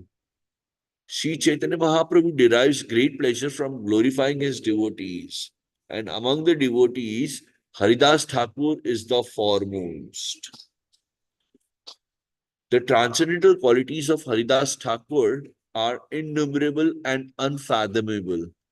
One may describe a portion of them, but to count them all is impossible. Text 96. In the Chaitanya Mangal, Śrīla Vrindavan Das Thakur has described the attributes of Haridāsa Thakur to some extent. Text 97. No one can describe all the active qualities of Haridāsa Thakur. One may say something about them just to purify himself. Text 98. O devotees of Sri Chaitanya Mahaprabhu, please hear something about the qualities of Sri Haridāsa Thakur that Srila Vrindavan Das Thakur has not described in detail. Text 99. After leaving his home, Haridāsa Thakur stayed for some time in the forest of Benapola. Text 100. Haridāsa Thakur constructed a cottage in the solitary forest. There he planted a tulsi plant, and in front of tulsi, he would chant the holy names of the Lord 300,000 times daily. He chanted throughout the entire day and night. Purport. The village of Benapola is situated in the district of Yashohara, Jessore, which is now in Bangladesh. Benapola is near Bangaon station, which is at the border of Bangladesh, which may be reached by the Eastern Railway from Sialda station in Calcutta. Haridāsa Thakur being the Acharya of chanting of the Hare Krishna Mahamantra is called Namacharya Haridāsa Thakur. From his personal examples, we can understand that chanting the Hare Krishna mantra and becoming highly elevated in Krishna consciousness is very simple. Without difficulty, one can sit down anywhere, especially on the bank of the Ganges, Yamuna, or any other sacred river, devise a sitting place or cottage, plant a tulsi tree, and before the tulsi, chant the Hare Krishna Mahamantra undisturbed. Haridāsa Thakur used to chant the holy name on his beads 300 times daily. Throughout the entire day and night, he would chant the 16 names of the Hare Krishna Mahamantra. One should not, however, imitate Haridāsa Thakur, for no one else can chant the holy name 300 times a day. Such chanting is for the Mukta Purusha or liberated souls. We can follow his example, however, by chanting 16 rounds of the Hare Krishna Mahamantra on beads every day and offering respect to the Tulsi plant. This is not at all difficult for anyone, and the process of chanting the Hare Krishna Mahamantra with a vow before a Tulsi plant has such great spiritual potency that simply by doing this, one can become spiritually strong. Therefore, we request the members of the Hare Krishna movement to follow Haridāsa Thakur's example rigidly. Chanting 16 rounds does not take much time, nor is offering respects to the Tulsi plant difficult. The process has immense spiritual potency. One should not miss the opportunity. Text 101. For his bodily maintenance, he would go to the Brahmana's house and beg some food. He was spiritually so influential that all the neighboring people worshipped him. Purport. In the days of Haridāsa Thakur, all the Brahmanas worshipped Narayan in the form of Shaligram Shila. Therefore, begging from Brahmana's house meant taking Krishna Prasadam, which is transcendental Nirguna. If we take food from the house of others, such as karmis, we shall have to share the qualities of those from whom we take alms. Therefore, Sri Chaitanya Mahaprabhu took prasadam in the house of Vaishnavas. This is the general process. The members of Krishna consciousness movement are advised not to take food from anywhere but a Vaishnava's or Brahmana's house where deity worship is performed. Sri Chaitanya Mahaprabhu has said, Vishayera anna khaila dustamaya manna. If a devotee takes alms or food from the house of a karmi who is simply interested in money, his mind will become unclean. We must always remember that a devotee's life is one of Vairagya Vidya or renunciation and knowledge. Therefore, all devotees are warned not to live unnecessarily luxurious lives at the cost of others. Grihastha living in the jurisdiction of the temple must be especially careful not to imitate karmis by acquiring opulent clothing, food, and conveyance.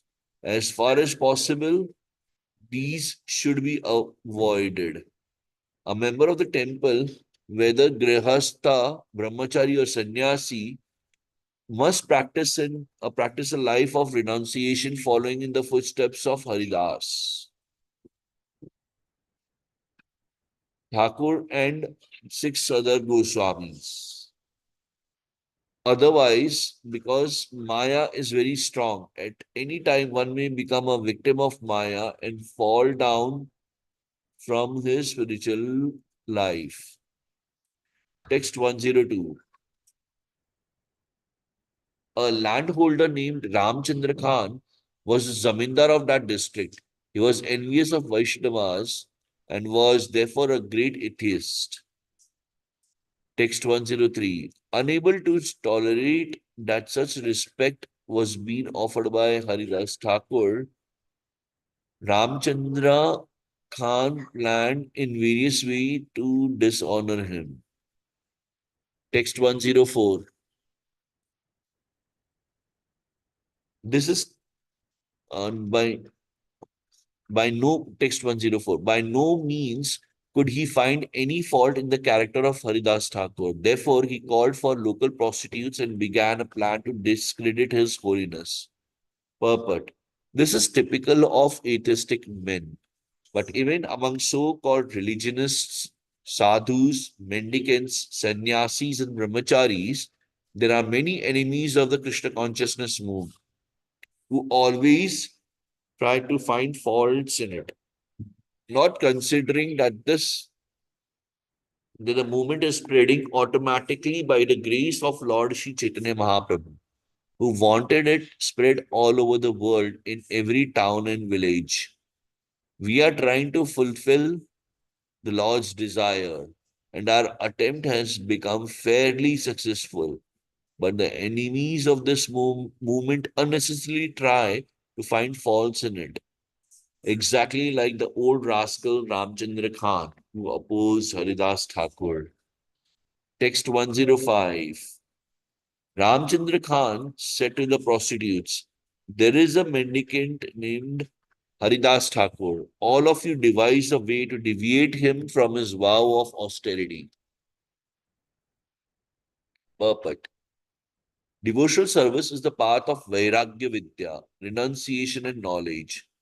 Haridāsa Ṭhākura was following this path, but Ramchandra Khan planned to induce him to break his vows. Renunciation means renunciation of sensual pleasure, especially the pleasure of sex. Therefore, a brahmachari, sannyasi, or vanaprastha is strictly prohibited from having relationships with women. Haridāsa Ṭhākura was strictly renounced, and thus Ramchandra Khan called the prostitutes because prostitutes know how to break a man's vow of celibacy by their feminine influence and thus pollute a mendicant or a person engaged in devotional service. It is impossible for Ramchandra Khan to induce any other woman to break Haridāsa Ṭhākura's vow, and therefore he called for prostitutes. Free mingling with women was never been possible in India. Has never been possible in India. But one who wanted to associate with society girls, they were available in a district of prostitutes. There were prostitutes in human society even in Lord Krishna's time. For it is said that prostitutes of Dwarka city came forth to receive the Lord. Although they were prostitutes, they were also devotees of Krishna.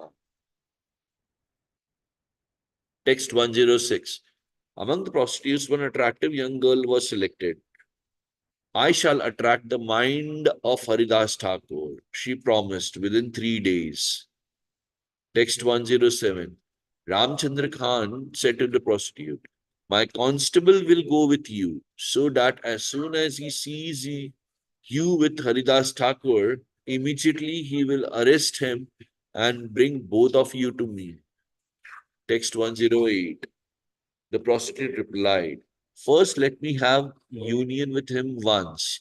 Then the second time I shall take a constable with me to arrest him. Text 109.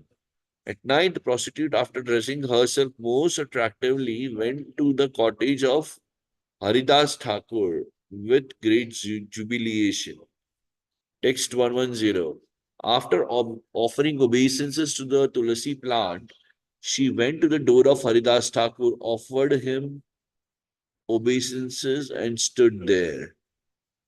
Text 111. Exposing part of her body to his view, she sat down on the threshold of the door and spoke to him in a very sweet words. Text 112. My dear Ṭhākura, O great preacher, great devotee, you are so beautifully built and your youth is just a beginning. Who is the woman who could control her mind and after seeing you? Text 113. I am eager to be united with you. My mind is greedy for this.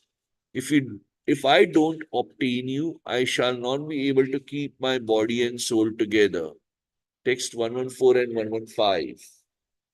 Haridāsa Ṭhākura replied, I shall accept you without fail, but you will have to wait until I have finished chanting my regular rounds on my beads. Until that time, please sit and listen to the chanting of the holy name. As soon as I am finished, I shall fulfill your desire. Text 116. Hearing this, the prostitute remained sitting where there while Haridāsa Ṭhākura chanted on his beads until the light of morning appeared. Text 117. When she saw that it was morning, the prostitute stood up and left. Coming before Ramchandra Khan, she informed him of all the news. Text 118. Today, Haridāsa Ṭhākura has promised to enjoy with me. Tomorrow, certainly, I shall have union with him. Text 119. The next night, when the prostitute came again, Haridāsa Ṭhākura gave her many assurances. Text 120. Last night, you were disappointed. Please excuse my offense. I shall certainly accept you. Text 121.